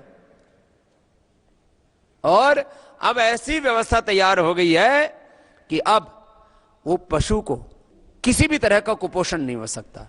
फिर एक बात तो एक कुपोषण पशु के अंदर, दूसरी बात देखो ये जो है ब्रीड सिलेक्शन एक चीज होती है, फिर ब्रीड सिलेक्शन के बाद में उसका सीमेन सिलेक्शन कलेक्शन ये दूसरी चीज होती है, फिर उसका जो है अच्छा आहार ये तीसरी चीज होती है। हो क्या रहा था, अब मैं अगली बात आता हूं, एक तो उसको पेट भर के मतलब आहार ही ठीक नहीं मिला, फिर ये पशु आहार के नाम पर जहर बिकना शुरू हो गया। पशु आहार में क्या बिक रहा था? पशु आहार में 3 चीजें बड़ी खतरनाक हो रही थी। एक, उसमें मिट्टी। अब इसके बारे में मलिक साहब आपको पूरा बताएंगे। पशुओं के पेट में मिट्टी, 10-10 किलो मिट्टी जमा हो गई। क्या डालते थे? सैंड। कोई आप सोच रहे मिट्टी मिलाते थे, कुछ तो सीधी मिट्टी मिलाते थे कि इस मिट्टी में इस तरह के पोषक तत्व हैं, तो मिट्टी ठोक दी उसके अंदर। फिर क्या मिला दिया?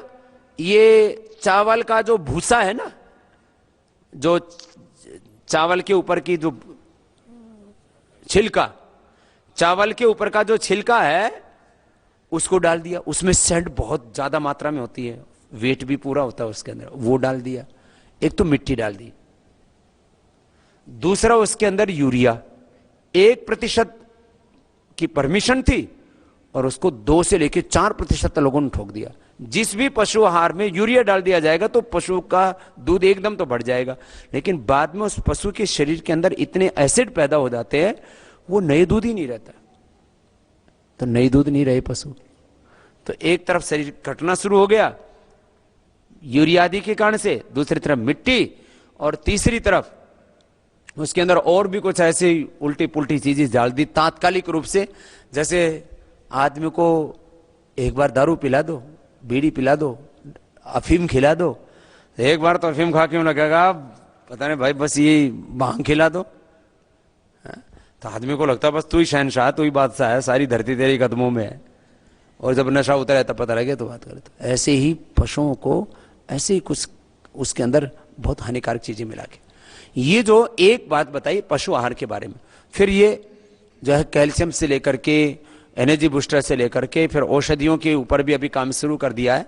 तो आदि मलिक जी इस बारे में देखो, आप लोग ठीक ठीक बताओ ना, यदि किसान को समझ में आ जाए और उसको रिजल्ट मिले। हमारा एक ही सिद्धांत है कि भाई पशुधन का किसान का फायदा होना चाहिए और उससे आगे फिर इंसान को तो फायदा होगा ही होगा। ये जो आदमी को जो नुकसान हो रहा है, मैं कह रहा था एक तरफ तो उसको खेत में जो मिल रहा है वो गड़बड़ मिल रहा है और जो पशु से मिल रहा है वो भी गड़बड़ रहा है। आदमी की फीडिंग दो ही जगह से होती है, एक खेत से होती है, एक पशु से होती है। पशु से उसको दूध, घी, मक्खन, मलाई, रबड़ी, पनीर जो भी खा रहा है। तो आदमी की फीडिंग गलत हो रही है पशु से और खेत से। खेत में यूरिया, डीएपी और वही जो है GM food, genetic modified food.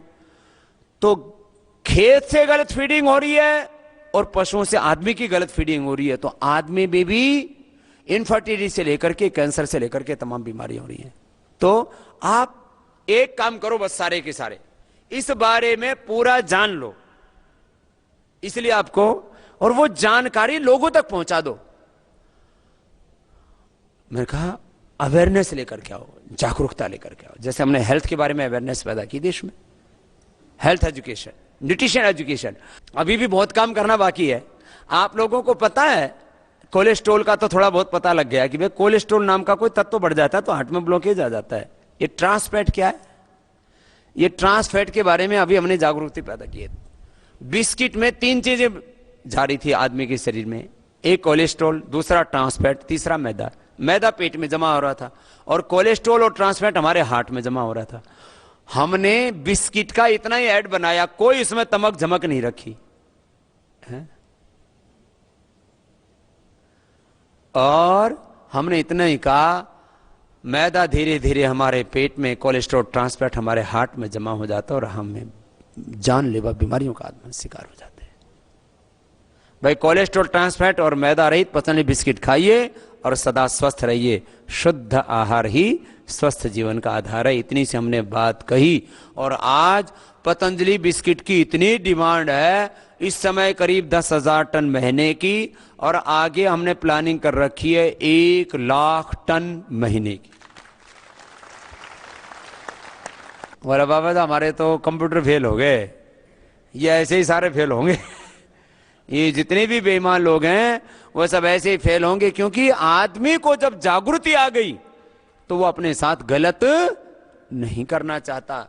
ऐसे जब उसको पता लगेगा अरे मैं गलत पशु आहार दे करके, गलत फीड सप्लीमेंट दे करके, गलत दवाइयां दे करके अपने 50,000, 1 लाख, 5 लाख, 10 लाख के पशु को खराब कर रहा हूं, तो अपने हाथों से कोई अपना नुकसान करना चाहेगा? अपने हाथों से कोई अपनी हानि करना चाहेगा? अपने पैरों में कोई अपने हाथों से कुल्हाड़ी मारता है? नहीं, उसको जानकारी सही चाहिए। इस बार साहित्य भी पूरा दिया जा रहा है। एक ये तो छोटे छोटे बहुत तो पहले दिए जा रहे थे, इस बार तो पूरी आपको एक बुकलेट तैयार करवा करके दी जाएगी और उस बुकलेट का पूरा अध्ययन करेंगे तो उसके बहुत बड़े परिणाम भी आपको मिलेंगे। तो एक एक करके आपको जो आज मलिक साहब बता रहे हैं इसको आप अच्छे से सुन लो और सबको ये बात कंठस्थ हो जानी चाहिए, किताब में देख करके नहीं बोलना पड़े आपको। अपने सब्जेक्ट के बारे में इतनी तो नॉलेज रखो और जिस जिसका आप ब्रेन वॉश करते जाएंगे, काउंसलिंग करनी पड़ेगी। यार काउंसलिंग करके तो लोग नक्सलवादी और आतंकवादी बना सकते हैं, तो हम काउंसलिंग करके जब वो गलत रास्ते पर चला सकते हैं तो हम लोगों को सही रास्ते पर क्यों नहीं ला सकते? लोगों की काउंसलिंग करनी है, किसानों की काउंसलिंग करनी है।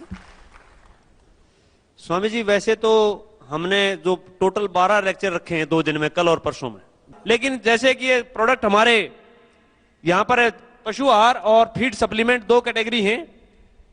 पशु आहार का मतलब ये होता है कि जिसके अंदर 5 तत्व हों, प्रोटीन, फैट, कार्बोहाइड्रेट्स, मिनरल्स और विटामिन। तो ये हमारी 5 आहार की एक कैटेगरी है और सप्लीमेंट्स ये हमारी मिनरल्स और विटामिन की कैटेगरी है। मिनरल्स और विटामिन जनरली टोटल आहार का 1% दिया जाता है। अगर आप जनरली एक आहार कितना दिया जाता है उसका जो निर्धारण होता है वो बॉडी वेट के अनुसार होता है। गाय के केस में बॉडी वेट का 2 से 2.5% होता है और भैंस के केस में 2.5 से 3% होता है। एवरेज वेट अगर हम भैंस का लें तो 500 केजी माने तो उसका अगर 3% लें तो 15 केजी उसको ड्राई मैटर चाहिए। आहार का मतलब होता है नमी रहित शुष्क पदार्थ। उसके अंदर तीनों चीजें आ जाती हैं, आपका ग्रीन पाउडर आ जाता है, ड्राई पाउडर आ जाता है और बांट चाट अनाज जो आ जाते हैं। तो हमने जो हमारी जो बिजनेस की जो स्ट्रेटजी है, बाजार में जो आहार हैं, पशु आहार हैं, पशु आहार जनरली 3 तरह से उपलब्ध होता है। आपका एक पैलेट्स फॉर्म में, गोली फॉर्म में है, एक मैस के रूप में है और एक खड़ों के रूप में है। लेकिन जनरली जो कमर्शियल मार्केटिंग होती है वो कंपाउंड कैटल फीड है, जिसके अंदर जो टोटल कंसंट्रेट है उसका कंपाउंड कैटल फीड का 10 से 12% मार्केट शेयर है और वो जनरली मैस और पैलेट्स के रूप में आता है। तो हमने भी, हमारा ये कंपाउंड कैटल फीड है, लेकिन हमने लाइन से हटके ये काम किया है। हमने इसको पैलेट और मैस के फॉर्म में ना करके इसको हमने केक के रूप में स्टार्ट किया है।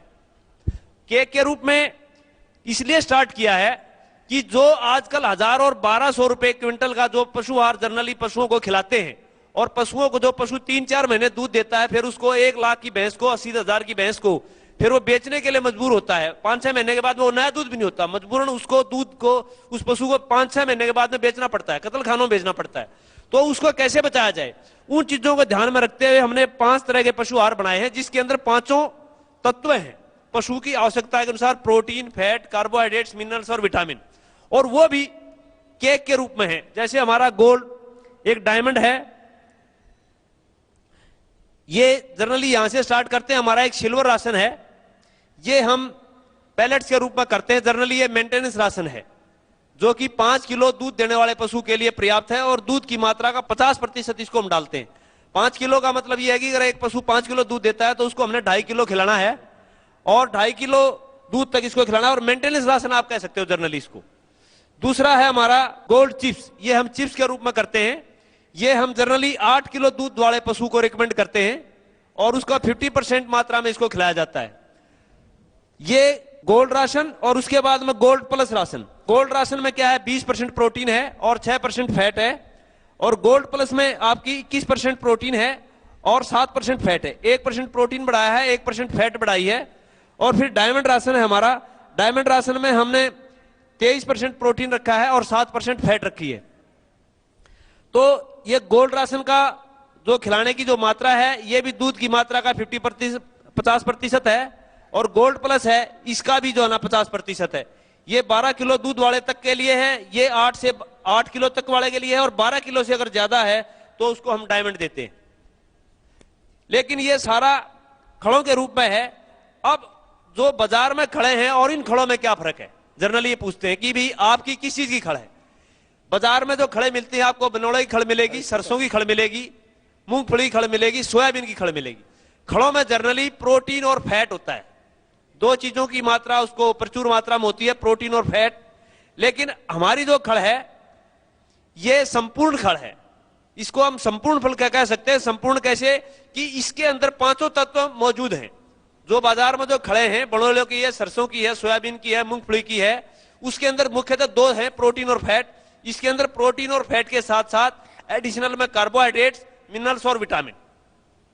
तो ये 5 in 1 कह सकते हैं, वो 2 in 1 है। और इसके जो रेट हैं बाजार में जो खड़े हैं, बनोड़े की खड़े, सरसों की खड़े है, उस खड़ों के बराबर हैं। और आप इसको गारंटी के साथ किसी के साथ ट्रायल कर सकते हैं, आपको डरने की मतलब जो है जरूरत नहीं है। कहते जी आंख मीच के आप इसको ले जाइए, और उससे ये 19-21 नहीं, 19-24 को आपको रिजल्ट में फर्क मिलेगा। और ये फर्क दूध में के साथ साथ अगर उसको आप 15 दिन खिलाएंगे तो पशु की आप चमड़ी का रंग देखना, उसमें चमक देखना, आप उसके बालों में चमक देखना, आप उसकी आंखों में चमक देखना। फिजिकली भी आपको उत्पादन के साथ साथ आपको फिजिकली भी पता चलेगा कि इस पशु के अंदर कोई चीज गई हुई है। और इसके अलावा जो एक टॉपिक है दूध उत्पादन का, मैं कैलकुलेशंस की है कि दूध डेयरी व्यवसाय में अगर कोई फार्मर कितना ही दूध पैदा कर ले एक भैंस से, एक ब्यांत में, वो डेयरी फार्मर अपने व्यवसाय को सफलतापूर्वक नहीं चला सकता जब तक आप उस पशु से 1 साल में अगर एक बच्चा नहीं लेते हैं। वो पूरी बैलेंस शीट है, कल मैं आपको दिखा दूंगा। क्योंकि जो बेस्ट यील्ड है हमारी बफेलो ब्रीड है, बफेलो ब्रीड का एक अपना CIRB central institute of research on buffalo, Hisar में एक फार्म है गवर्नमेंट ऑफ इंडिया का, और उसकी जो यील्ड है वहां पर एक बोर्ड पर लिखा हुआ है एवरेज लैक्टेशन यील्ड जो बेफेलो की है वो 2000 केजी है। अब 2000 केजी से अगर एक पशु दूध देता है कम से कम उसका 60,000 रुपए का तो उसका साल का खर्चा है, 61,000 रुपए। मैंने अभी मोटी मोटी कैलकुलेशंस की थी। अगर आप एक पशु को 500 केजी की भैंस है और उसको 2000 केजी दूध देता है तो 1000 के उसका जो ना 3% के हिसाब से 515 केजी हमने उसको बांट खिलाना है। 15 केजी में से अगर 15 केजी को 365 से मल्टीप्लाई करें तो उसका 5475 केजी टोटल राशन बनता है। उसमें से दूध का 50% कम कर ले, 1000 केजी उसमें से कम कर दें तो 5475 में से 1000 घटा दो 4475 केजी आ गया।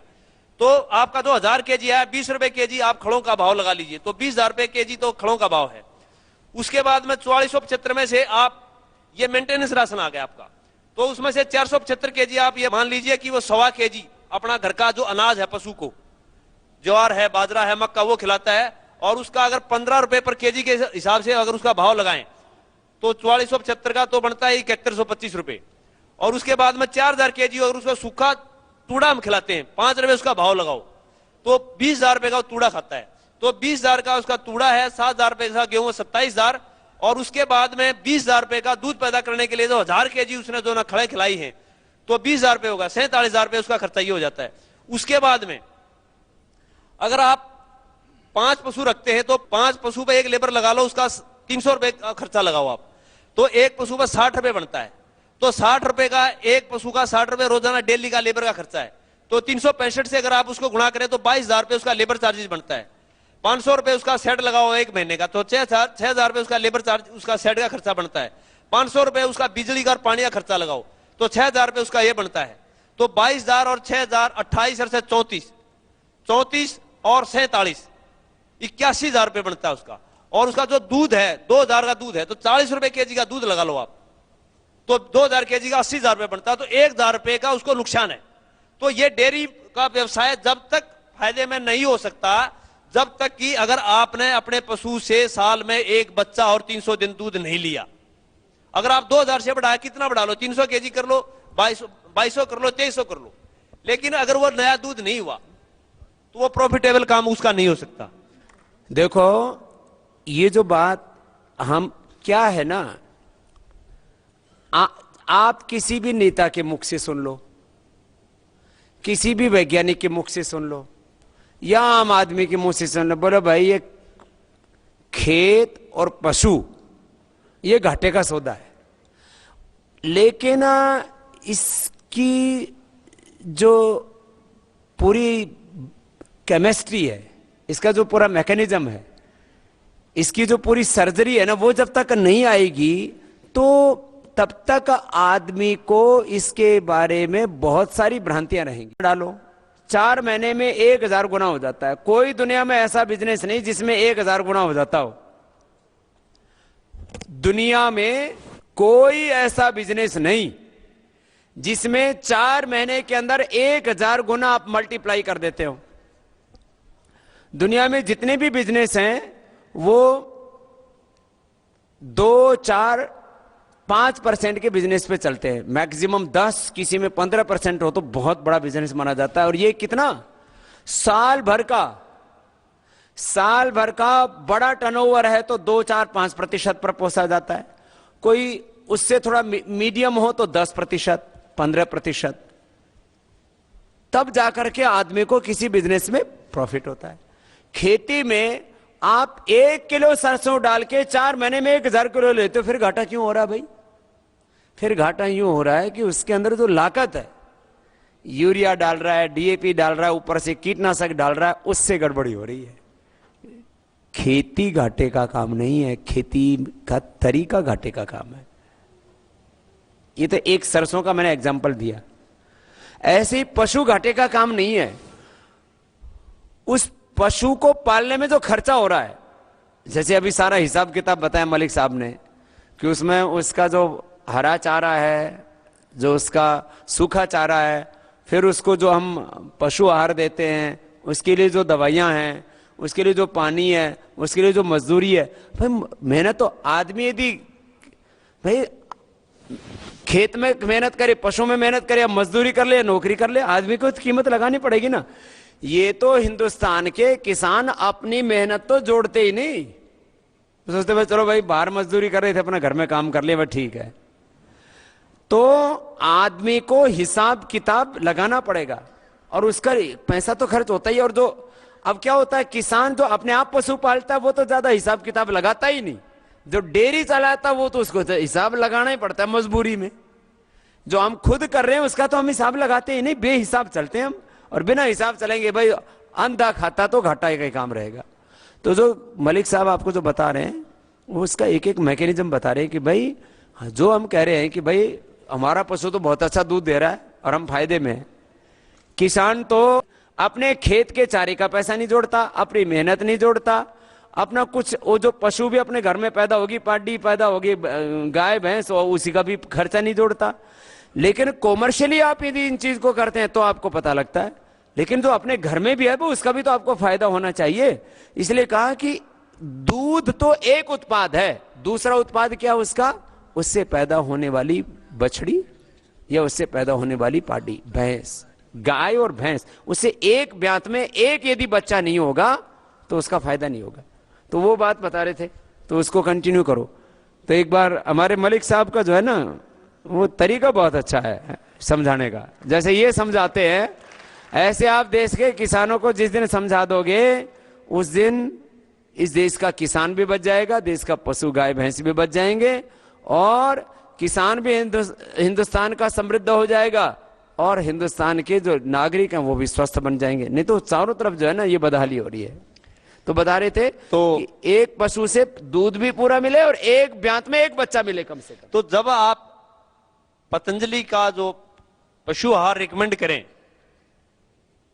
तो दूध घटना और बढ़ना इस आहार की मात्रा पर डिपेंड नहीं करता। इस आहार के अंदर कितनी प्रोटीन है, कितने फैट्स हैं, कितने कार्बोहाइड्रेट्स हैं, कितने मिनरल्स हैं, इस पर डिपेंड करता है। तो हो सकता है आप अपना जो प्रोडक्ट रिकमेंड करें, आप 23% का हमारा डायमंड रिकमेंड करें, तो उसने 3% यूरिया डालकर 25% प्रोटीन का ऑलरेडी फीड वो दे रहा हो, तो उस केस में दूध नहीं बढ़ेगा। तो हमारी जो गारंटी है वो गारंटी ये है कि अगर आप हमारा पतंजलि का प्रोडक्ट यूज करते हैं तो पशु का जो स्वास्थ्य है वो ठीक रहेगा और पशु टाइम पर नया दूध होगा और पूरे ब्यात 300 दिन तक दूध देगा। और पूरे ब्यात में भी अगर 200 केजी 2000 केजी का उसका ब्यात का दूध है तो 10 से 15% उसको लैक्टेशन जो ईल्ड है उसमें भी बढ़ोतरी होगी। तो हम एक पर्टिकुलर डे के दूध की गारंटी किसी को मत देना, लेकिन लैक्टेशन के ईल्ड की इंक्रीज की गारंटी दे देना आप। और दूसरी बात इसमें एक ये ध्यान रखनी है आपने कि जब आप एक आहार को चेंज करके दूसरे आहार पे जाते हैं तो टेस्ट चेंज होता है। तो एक तो इसको एकदम से 100% चेंज मत करवाएं, इसको 10 से 15 दिन में मिक्स पद्धति से इसको जो है चेंज करवाएं। तो ये एक इसमें एक नया प्रोडक्ट और निकाला है, जैसे हमने फीड के क्षेत्र में खड़ों के रूप में कंपाउंड फीड को निकाला है। ये आज तक किसी ने हिंदुस्तान में किसी ने नहीं किया। ये एक यूनिक कंसेप्ट है हमारा, और वो यूनिक कंसेप्ट भी इसलिए डेवलप किया है ताकि हमारे को अपने आप को निर्दोष साबित करने में बहुत एनर्जी ना लगानी पड़े। क्योंकि खड़े जो बिकती हैं, जनरली एक जमींदार एक पशुपालक खड़ों पर आज की डेट में भी विश्वास करता है कि ये प्योर हैं, इससे दूध पशु का बढ़ता है। लेकिन पशु आहार जो गोली के रूप में बाजार में बिकता है अब 1000 रुपए केजी से लेके आज 1800 रुपए केजी तक बिकता है, और जनरली इस पशु आहार को लोग 1 से 1.5 किलो डालते हैं। तो इसका कोई अलग से कोई 100% फीडिंग करे तो पता चल जाएगा 2 दिन के अंदर ही कि इसके अंदर क्या है। लेकिन इसको 100% फीडिंग नहीं करते, मिक्स फीडिंग करते हैं, तो इसके इंडिविजुअल रिजल्ट्स का पता नहीं चलता। सिर्फ रेट का कंपैरिजन होता है, उसके आउटपुट का कंपैरिजन नहीं होता। तो जो मेंटेनेंस राशन है उसके लिए हमने एक नया प्रोडक्ट निकाला है जो आपकी फीड सप्लीमेंट की इंडस्ट्री है, और इसमें लोग पैक्ड वे में, ब्रांडेड वे में मिनरल्स और विटामिन और उनके सप्लीमेंट इकट्ठे ब्लेंडिंग करके बेचते हैं 100 से 200 रुपए पर केजी। और उसी चीज को हमने पैलेट्स के रूप में स्टार्ट किया है, जिसका जो एवरेज रेट है 22 से 23 रुपए पर केजी है। अब मिनविट प्लस, इसका क्या मतलब है? मिन का मतलब मिनरल्स और विट का मतलब विटामिन और प्लस का मतलब क्या? प्लस का मतलब बाकी जो तीनों हमारे जो न्यूट्रिएंट हैं, protein, fat and carbohydrate, plus का मतलब उन तीनों से है। इनके अंदर उतना ही टीडीएन है जितना एक टाइप 2 के फीड में जो टीडीएन होता है, करीब करीब 60% टीडीएन है। तो ये इसकी जो खिलाने की जो मात्रा है, जो जमींदार पशु को अपना 1 से 1.5 किलो जो अनाज डालता है मेंटेनेंस राशन के तौर पे, अभी कैलकुलेशंस की थी, तो उसकी जगह अगर आप इसको खिलाएंगे, इसको रिकमेंड करेंगे, तो पशु के अंदर जितनी भी प्रजनन संबंधी समस्याएं हैं, टाइम पे नया दूध ना होने की, बार बार फिरने की, आपका जेर ना डालने की, बार बार हीट में आने की, पीछा दिखाने की, मिट्टी खाने की, पेशाब पीने की, दीवार चाटने की, सींग मारने की, खुट्टा ठोकने की, जितनी भी जो समस्याएं हैं, उन समस्याओं से उस पशुपालक को छुटकारा मिल सकता है। तो ये एक मेंटेनेंस राशन के तौर पे भी काम करता है। दूसरा, ये मिनरल्स और विटामिन की सप्लाई भी पशु के अंदर करता है। और दूध देने वाले पशु को ये आप 1 से 2 किलो तक डाल सकते हैं। और अगर दूध नहीं दे रहा तो इसको 1 किलो, आधा से 1 किलो डालो पशु के वजन के अनुसार। अगर दूध दे रहा है तो उसको 1 से 2 किलो डालो दूध की मात्रा के अनुसार। तो ये भी अपने तरह का यूनिक प्रोडक्ट है। जनरली जितने भी आजकल फीड सप्लीमेंट आते हैं, या तो पाउडर फॉर्म में आते हैं या वो लिक्विड में आते हैं। तो ये हमारा ना लिक्विड में है ना पाउडर में है, ये पैलेट्स के रूप में है। और इसको खिलाने की भी कोई समस्या नहीं है। अदरवाइज तो वो एक अलग एक्टिविटी हो जाती है उसको पिलाने की। और वो कई बार जो प्रॉपर मिक्सिंग नहीं होती तो पशु उसको नहीं खाता और फीड हो जाता है और उल्टा दूध कम हो जाता है। तो खिलाने में आसान है, इसको खिलाने की कोई अलग एक्टिविटी नहीं है। जो 100 से 200 रुपए पर केजी है, वो चीज हम आपको 22 और 23 रुपए पर केजी दे रहे हैं। तो विन विन सिचुएशन है। और पशु की जो बीमारियां हैं, उन सारी बीमारियों को जो है ना दूर करेगा।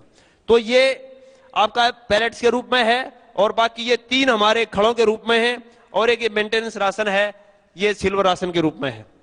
अब ये माने अलग अलग राशनों के बारे में, जैसे सिल्वर राशन है, गोल्ड है, या जो डायमंड है, अभी ना किसान क्या है कि उसको लगता है माने भाई पशुहार मतलब पशुहार।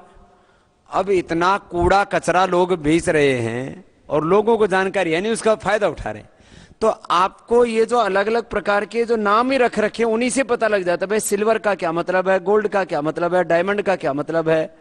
तो इसको थोड़ा लोगों को स्पष्ट करना पड़ेगा कि भाई कौन से पशु को कौन सा आहार देना है। भाई जो कम दूध वाला है, मीडियम दूध देने वाला है, ज्यादा दूध देने वाला है, और थोड़े दिन में वो डाइवर्ट हो जाता है उसके ऊपर। तो जो मलिक साहब बोल रहे थे कि पहले दिन दूध का क्लेम नहीं किया जा सकता, दूध के क्लेम करने में उसको 15-20 दिन लग जाते हैं, है ना। तो 1 महीना लग जाएगा पशु को अपने, क्योंकि पुराना आहार से उसको चेंज करेंगे तो, क्योंकि अलग अलग प्रांतों में अलग अलग तरह की खल खिलाई जाती हैं। पूरा जो यूपी का एरिया, हरियाणा का एरिया, कुछ इधर जो है जहाँ सरसों का तेल ज्यादा खाया जाता है, उधर लोग खल ज्यादा खिलाते हैं। फिर अलग अलग जगह पर कहीं बिनोले की खल खिलाते हैं, कई और दूसरे प्रांतों में और भी। अब जैसे पतंजलि की जो गाय हैं, वो तो बादाम की खल खाती है, बड़ी अच्छी लगती है उनको, अब खा खा करके बहुत तगड़ी भी हो रही है। अब क्यों हम बादाम रोगन निकलवाते हैं, अब उसकी खल बच जाती है, वो अपने इनको खिला देते हैं। अब इन गायों को जो बादाम की खल खाती हैं, यहाँ साग सब्जियां ज्यादा हो जाती हैं तो साग सब्जियां भी खाती हैं, कभी कभी सेव भी खाती हैं, कभी कभी मुरब्बा भी खाती हैं। अब ये गाय तो हो गई शाही गाय। अब इन गायों की जो आदत पड़ गई है, तब ये गाय जो है कहीं जाकर के सामान्य कोई दूसरा खाना खिलाओगे तो 2-4 दिन तो नखरा करेंगी। ऐसे ही अब जिस आदमी को दारू पीने की आदत लग गई है, 2-4 दिन उसको जूस पिलाओगे तो मुंह मारेगा, क्योंकि दारू पीने की आदत पड़ गई ना। तो ऐसे ही ये चारे में भी ये शुरू में थोड़ा सा चेंज करते हैं, तो बोल भाई देख इसको थोड़ा 10-15 दिन में चेंज कर लेना, थोड़ा थोड़ा करके इसको बढ़ा दो और उसको हटा दो जो पहले खिला रहे थे। ये काम करने में आप लोगों को बस थोड़ा जागृति फैलाना है। आज जहां आप खड़े हो इससे 1 साल में 10 गुना ज्यादा इसको आप फैला सकते हो, 10 गुना ज्यादा कम से कम। ये एंडलेस काम है, लिमिट नहीं है कोई इसकी। माने पूरे देश में यदि किसी में इनका इसका इकोनॉमिक्स देखोगे तो आप भी हैरान रह जाओगे, ये हालत है।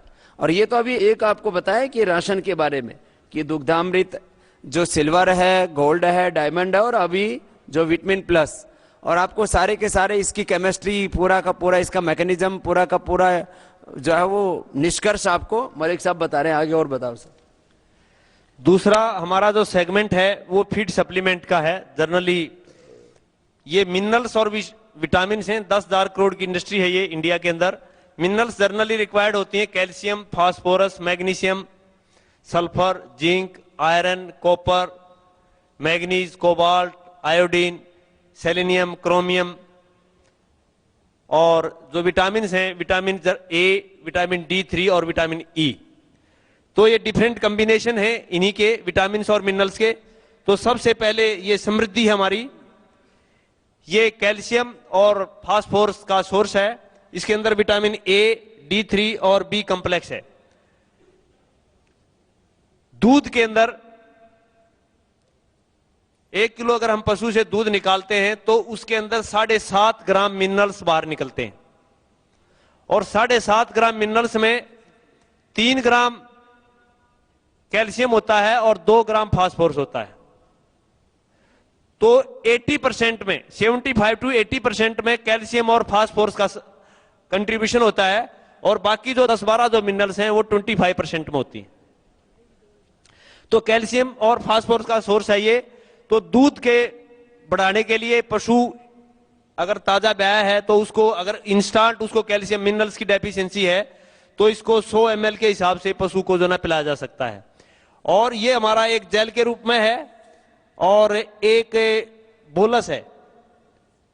अगर किसी पशु को जेल है, ये इसको नाल के रूप में दिया जाता है। बहुत ही रिच जो सोर्स है ये इसका कैल्शियम का और फास्फोरस का, ये बोलस है। अब आप कहेंगे कि बोलस जब आपका ये लिक्विड में था तो बोलस निकालने की क्या जरूरत पड़ी? तो ये कंसंट्रेटेड सोर्स है। 100 ml के अंदर जितना कैल्शियम और फास्फोरस हम देते हैं, इस बोलस के, एक बोलस के अंदर उसके 3 गुना है। तो इसके अंदर करीब करीब 90% के आसपास इसके अंदर पानी होता है। तो इसकी जो कॉस्ट है, पानी की कॉस्ट की, ट्रांसपोर्टेशन कॉस्ट और पैकिंग मटेरियल की पैकिंग कॉस्ट को, ताकि फार्मर्स को पे ना करना पड़े, ट्रांसपोर्टेशन कॉस्ट पानी की, पानी को कैरी करना, पानी वो जमींदार अपने यहां यूज कर सकता है, और ये आपका पैकिंग मटेरियल की कॉस्ट, इसको अवॉइड करने के लिए अगर आप ये एक टैबलेट, एक बाल्टी पानी लो और उसके अंदर आप इसको जो ना एक टैबलेट को छोड़ दो, ये 5 मिनट के अंदर डिजोल्व हो जाएगी और वो आप अपने पशु को पिला दो। तो ये सस्ता पड़ता है इससे, और इसके जो रिजल्ट हैं इससे ज्यादा है, आसान है ये। लेकिन कई आदत पड़ी हुई है पशुओं को खिलाने की, पिलाने की, वो पिलाएंगे ही उसको। तो ये आदमी की ना जैसी आदत पड़ जाती है ना, अब लोगों को क्या लगा, ये जो है कैल्शियम तो लिक्विड आता है, ये गोली में, ये कैसे? जैसे आदमी चाय पीता है, जब तक वो पानी को उबाल के उसमें चाय डाल के 2, 4, 5 उफान ना जाए, थोड़ी अदरक और उसमें तुलसी आदि डाल करके, और जब तक वहां भभका सा नहीं उठे तब तक उसको ये नहीं पता लगता कि चाय बन गई। अब नए जमाने में क्या आ गया, गर्म पानी में चाय को कि वो डाल दिए पुड़िया सी, उसको रख दिया 2 मिनट और चाय बन के तैयार होगी। लेकिन जिनको घोट घोट के पीने की आदत पड़ी हुई है ना, वो ये भी एक गलत आदत पड़ी हुई है लोगों को कि कैल्शियम मतलब, अरे 90% उसमें पानी है भाई, तेरे घर में है, उसको क्यों ढो रहा है भाई? अब इसको पानी को ढोने में कितना तो ट्रांसपोर्टेशन लगता है, एवरेज करीब 5 रुपए औसत पूरे हिंदुस्तान में इसको भेजने का खर्च आ जाता है, 3 से 5 रुपए किलो का। फिर इसको पैकिंग करने में इतना लंबा चौड़ा जुगाड़ करना पड़ता है। 10 लीटर वाली है, अब इसका पैकिंग मटेरियल ही आता होगा 40-50 रुपए, 50 रुपए के आसपास। अब 50 रुपए का तो इसका ये आ गया। अब उसकी जो है वो 5 रुपए की पैकिंग है, तो उधर से 45 रुपए ये बच गए, 90% पानी को ढोने का खर्चा बच गया। तो ये इसलिए वो जो बोलस है, मैं तो कहूंगा लोगों को बोलस को ज्यादा प्रयोग करना चाहिए। वो ज्यादा इफेक्टिव है। कितनी यूज करनी पड़ती है? एक यूज कर सकते हैं, एक। और वो जो है उससे 3 गुना कैल्शियम ज्यादा आ गया इसमें। और वो लोग बस उस भाई जब तक वो घोल के पानी लिक्विड जैसी होगी ना उसमें कैल्शियम होगा। अरे पानी में कैल्शियम नहीं, पानी तो तेरे खेत का बढ़िया है। 300 ml समृद्धि के अंदर जितनी ताकत है उतनी एक इस टेबलेट्स के अंदर है। आप लोग ये किसानों को समझाओ, ये छोटी छोटी बातें हैं, इस चीज को ना एजुकेट करना पड़ता है। तो अब जैसे एलोपैथी की दवाइयां हैं उसके अंदर मेडिकल रिप्रेजेंटेटिव होता है, उसको एमआर बोलते हैं। अब आप लोगों को मार्केटिंग के लिए आपको हम हजारों लोगों की फौज देने वाले नहीं हो, आप ही लोग इसकी मार्केटिंग करो। मार्केटिंग मतलब लोगों को समझाओ कि भाई इसकी क्या उपयोगिता है। तो थोड़ी ट्रेनिंग लेकर के ये मार्केटिंग टीम तो अभी भी हमारे पास में 30-35 लोगों की है। और ये पतंजलि का पहला ऐसा अभियान है जिसके अंदर मार्केटिंग टीम छोटी सी है और काम बहुत बड़ा आप लोग कर रहे हो, इसके लिए भी आपका अभिनंदन है। हमने बहुत थोड़े लोग रखे हुए मार्केटिंग वाले तो, और वो आप ही खुद ही रिप्रेजेंटेटिव हो इसके। तो इन चीजों को जैसे मैंने कहा मलिक साहब हमारे फटाफट बोलते हैं, समझते हैं, चीजों को जानते हैं और समझाते हैं। इससे समझाओ, बताओ सब। दूसरा जो प्रोडक्ट है हमारा ये गर्भांजलि है। ये जब पशु ब्याता है उसके बाद में दी जाती है। 100 ml रोजाना, एक बोतल 1 लीटर की है, 10 दिन तक की दी जाती है। ये जो उसका यूट्रस है उसमें के अंदर जितना भी इन्फेक्शन है उसको दूर करता है। यूट्रस की जो स्ट्रक्चर है उसको नॉर्मलाइज करता है। और कई बार हम देसी भाषा में कहते हैं कि ये पशु जो है दूध नहीं चला। तो दूध नहीं चलने का मतलब यही होता है कि पशु के अंदर इन्फेक्शन है यूट्रस के अंदर, तो उसको साफ करना है, तो उसके लिए गर्भांजलि जरूरी है। तो ये आपके यूट्रस के टॉनिक का काम भी करता है, उसको ओरिजिनल शेप में लेके आता है। 1 लीटर की है और ब्याने के तुरंत बाद इसको 10 दिन तक रोजाना 100 ml देना है। गर्भांजलि का मतलब गर्भ का शोधन करने वाली है। तो एक ध्यान रखना है, एक जो जेर नहीं डालता ना पशु, और डालता भी है तो पूरा गर्भाशय साफ नहीं होगा तो उसको आगे प्रॉब्लम रहेंगी। तो इसमें एक चीज का ध्यान रखना है, एक तो ये जो पशु ब्याता है सिर्फ उसको देनी है, अगर ब्याया हुआ नहीं है उसको नहीं देनी है और मेल को नहीं देनी है। तो 2 चीजें हैं इसके। ब्याने जो पशु ब्याता है ब्याने के 10-12 दिन तक इसको 1 लीटर बोतल को लेके उसको रोजाना 100 ml के हिसाब से देना है उसको। कई बार कुछ लोग सोचते हैं कि जो नए ब्यात नहीं हो रहे गर्भांजलि मतलब गर्भ ठहराने वाली होगी। तो ये गर्भ ठहराने वाली नहीं है, ये गर्भ की शुद्धि के लिए है। उसके बाद में हमारा है शक्ति धारा एनर्जी बूस्टर। कई बार क्या होता है पशु स्ट्रेस में आ जाता है, जैसे अभी आज तो अभी मौसम ठंडा हुआ है लेकिन गर्मी के अंदर पशु का फीड का इंटेक कम हो जाता है, तो स्ट्रेस में आ जाता है, उसको न्यूट्रिएंट पूरे नहीं मिल पाते। दूसरा सर्दी के अंदर भी ज्यादा कोल्ड का उसके अंदर प्रभाव होता है, तो स्ट्रेस में तभी आता है। कई बार पशु को हम एक जगह से दूसरी जगह पे ले जाते हैं ट्रांसपोर्टेशन में, उसके अंदर पशु स्ट्रेस में आ जाता है। तो पशु को इंस्टेंट एनर्जी प्रोवाइड करने के लिए, जैसे कोई व्यक्ति है एक्सीडेंट हो जाता है तो हम उसको सीधे लेटाकर उसको ग्लूकोज चढ़ाते हैं। तो ग्लूकोज चढ़ाने का मतलब ये होता है कि डायरेक्ट एनर्जी हम बॉडी के अंदर देते हैं।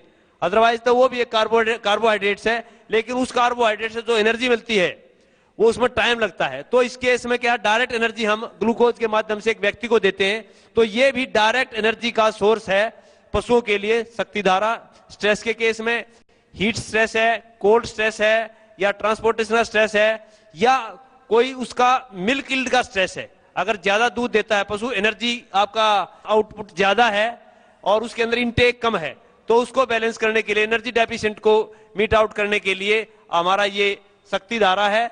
ये भी आप इसको 100 ml पर डे के हिसाब से 10 दिन तक देंगे तो पशु नॉर्मल पोजीशन में आ जाएगा।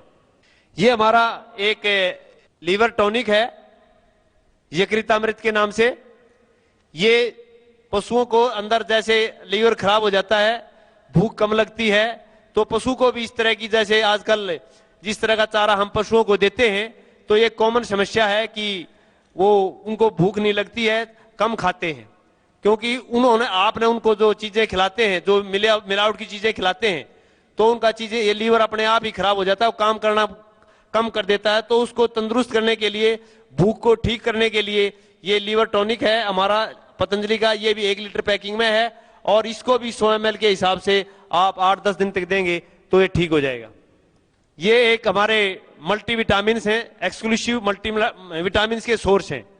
ये पर्टिकुलरली काम आता है आपका अगर पशु दूध कम उतारता है, लेवटी जो होती है, लैडर जो होता है, अडर जो होता है, उसकी डेवलपमेंट नहीं होती है, मिल्क का आपका उतराव कम होता है, और जितनी भी दूसरी जो आपकी रिप्रोडक्टिव की जो प्रॉब्लम्स हैं उनको दूर करने के लिए ये काम आता है आपका। इसके अंदर जो आपका आजकल वो एक इंजेक्शन लगाते हैं दूध उतारने के लिए, ऑक्सीटॉक्सिन का, जो दूध उतारने के लिए पशु से दूध जबरदस्ती निकालने के लिए ऑक्सीटॉक्सिन का जो इंजेक्शन लगाते हैं, उसकी बजाय अगर आप इसको देंगे तो उसको ऑक्सीटॉक्सिन का इंजेक्शन लगाने की जरूरत नहीं पड़ेगी, और उसके माध्यम से, दूध के माध्यम से जो हमारी बॉडी के अंदर जो साइड इफेक्ट आते हैं केमिकल्स के, उनसे बचा जा सकता है।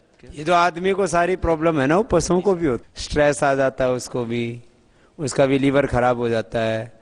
वो पशु किसी कारण, ये पशु देखो कभी भी बेईमानी नहीं करता है कि तो दूध जहर दे नहीं रहा, तो भाई दूध नहीं दे रहा तो उसको जहर का इंजेक्शन दे के दूध उतारना जरूरी थोड़ी है। उसके शरीर में कोई कमी होती है, ऐसे नहीं कि जो है पशु कोई नाराज होके कोई नुकसान करे अपना, या दूध रख करके उसको खुशी मिलती है।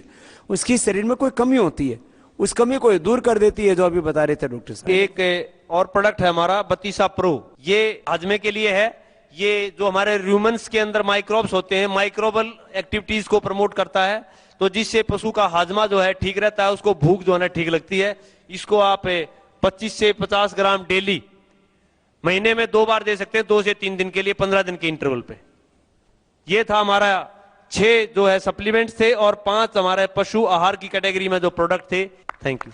आपको अभी जो बताया गया पशु आहार, जो अपना दुग्धामृत जिसका हमने नाम रखा है, अब नाम हमारे सामने कई आए तो हमने जो है, क्योंकि नाम कोई एक सार्थक नाम होना चाहिए, कुछ लोगों ने अलग अलग तरह के नाम रख रखे हैं, तो हमने कहा कि उसके और दूसरा भी नाम हो सकता था, लेकिन हमने, क्योंकि आदमी पशु से दूध को सीधा रिलेट करता है, दूध और दूध के साथ उसके बाय प्रोडक्ट के रूप में पशु की कई चीजें,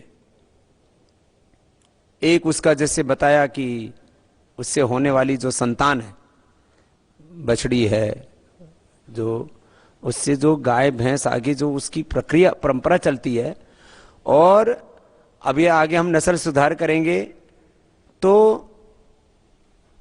जैसे कहते हुए घर में, अब जैसे यूपी में तो मेल हो या फीमेल हो, दोनों ही की इधर कीमत है, क्योंकि जो झोटा होता है वह जुताई में काम आता है, जितने भी गन्ने ढोने का काम है खेत में।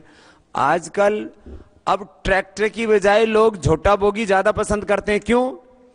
तेल हो गया महंगा, अब तेल 4-5 लीटर लग जाता है, 200-250 रुपए का बिल आता है। वो झोटा जो है 50-60 रुपए में उसका पेट भर जाता है। उससे माने ट्रैक्टर से 20% खर्चा आता है झोटा बोगी का, इसलिए लोग इधर झोटा भी बिक जाता है। अभी जब हम अच्छी नस्ल की गायें ये तैयार कर लेंगे, तो गाय यदि 5 लाख की बिकेगी तो उसका जो नंदी है वो 50 लाख का बिकेगा। ये भी हमें हिंदुस्तान में एक स्थिति पैदा करनी है। तो चाहे गाय से, भैंस से, जो भी आगे संतान, और आगे तो एक टेक्निक आ गई है कि उसके जो है वो जो XY को ना, जो मेल फीमेल के लिए जो जिम्मेदार है उसको अलग अलग कर दिया जाता है। तो वो भी टेक्निक हम बहुत जल्दी आगे लेकर के आने वाले हैं कि गायों में नंदी की जरूरत कम पड़ती है, तो आगे बछड़ी ज्यादा हो, तो उसमें करीब करीब 90% उससे बछड़ियां ही पैदा होंगी, ऐसा सीमेन का भी व्यवस्था हम लोग करने वाले हैं। तो वो भी समस्या नहीं रहेगी। तो अभी तो क्योंकि हमने गायों पर विशेष रूप से यहाँ काम शुरू किया है, पशु आहार में तो गाय भैंस और जो है भेड़ बकरियों सबके लिए अभी तो हिंदुस्तान में जो ज्यादा जागृति आई है, गाय को खिलाते हैं, भैंस को खिलाते हैं, थोड़ा बहुत ऊंट आदि को भी खिलाने लग गए जो थोड़ा बहुत, नहीं तो ऊंट भेड़ बकरियां इनको तो जंगल में छोड़ देते हैं, अभी भी चराने पर ही चल रहा है। अभी जो है गाय भैंस और घोड़े, इनको थोड़ा सा ज़्यादा, घोड़ियों को इनको खिला रहे, बाकी के ऊपर तो ज़्यादा ध्यान नहीं है। तो आगे भी अपने को बहुत आगे तक इस बारे में सोचना है। तो दुग्धामृत पशु आहार, फिर उनके जो फीड सप्लीमेंट्स हैं, आदमी के लिए तो बहुत तरह के प्रयास हो रहे हैं। हमने थोड़े से प्रयास शुरू किए हैं और अभी इसको बहुत आगे लेकर के जाएंगे। श्रद्धेय योग ऋषि स्वामी रामदेव जी महाराज के सानिध्य में पतंजलि योग पीठ हरिद्वार में 28 मई से 3 जून व 5 से 11 जून 2016 तक मोटापे के रोगियों के लिए आवासीय योग शिविर का आयोजन किया जा रहा है। आप भी यदि एक सप्ताह में 5 से 10 किलो वजन कम करना चाहते हैं तो अग्रिम पंजीकरण हेतु तुरंत संपर्क करें। स्थान सीमित हैं। पतंजलि योग पीठ हरिद्वार। फोन 01334 240008 244107 246737। Email yogacamp.pyp@gmail.com।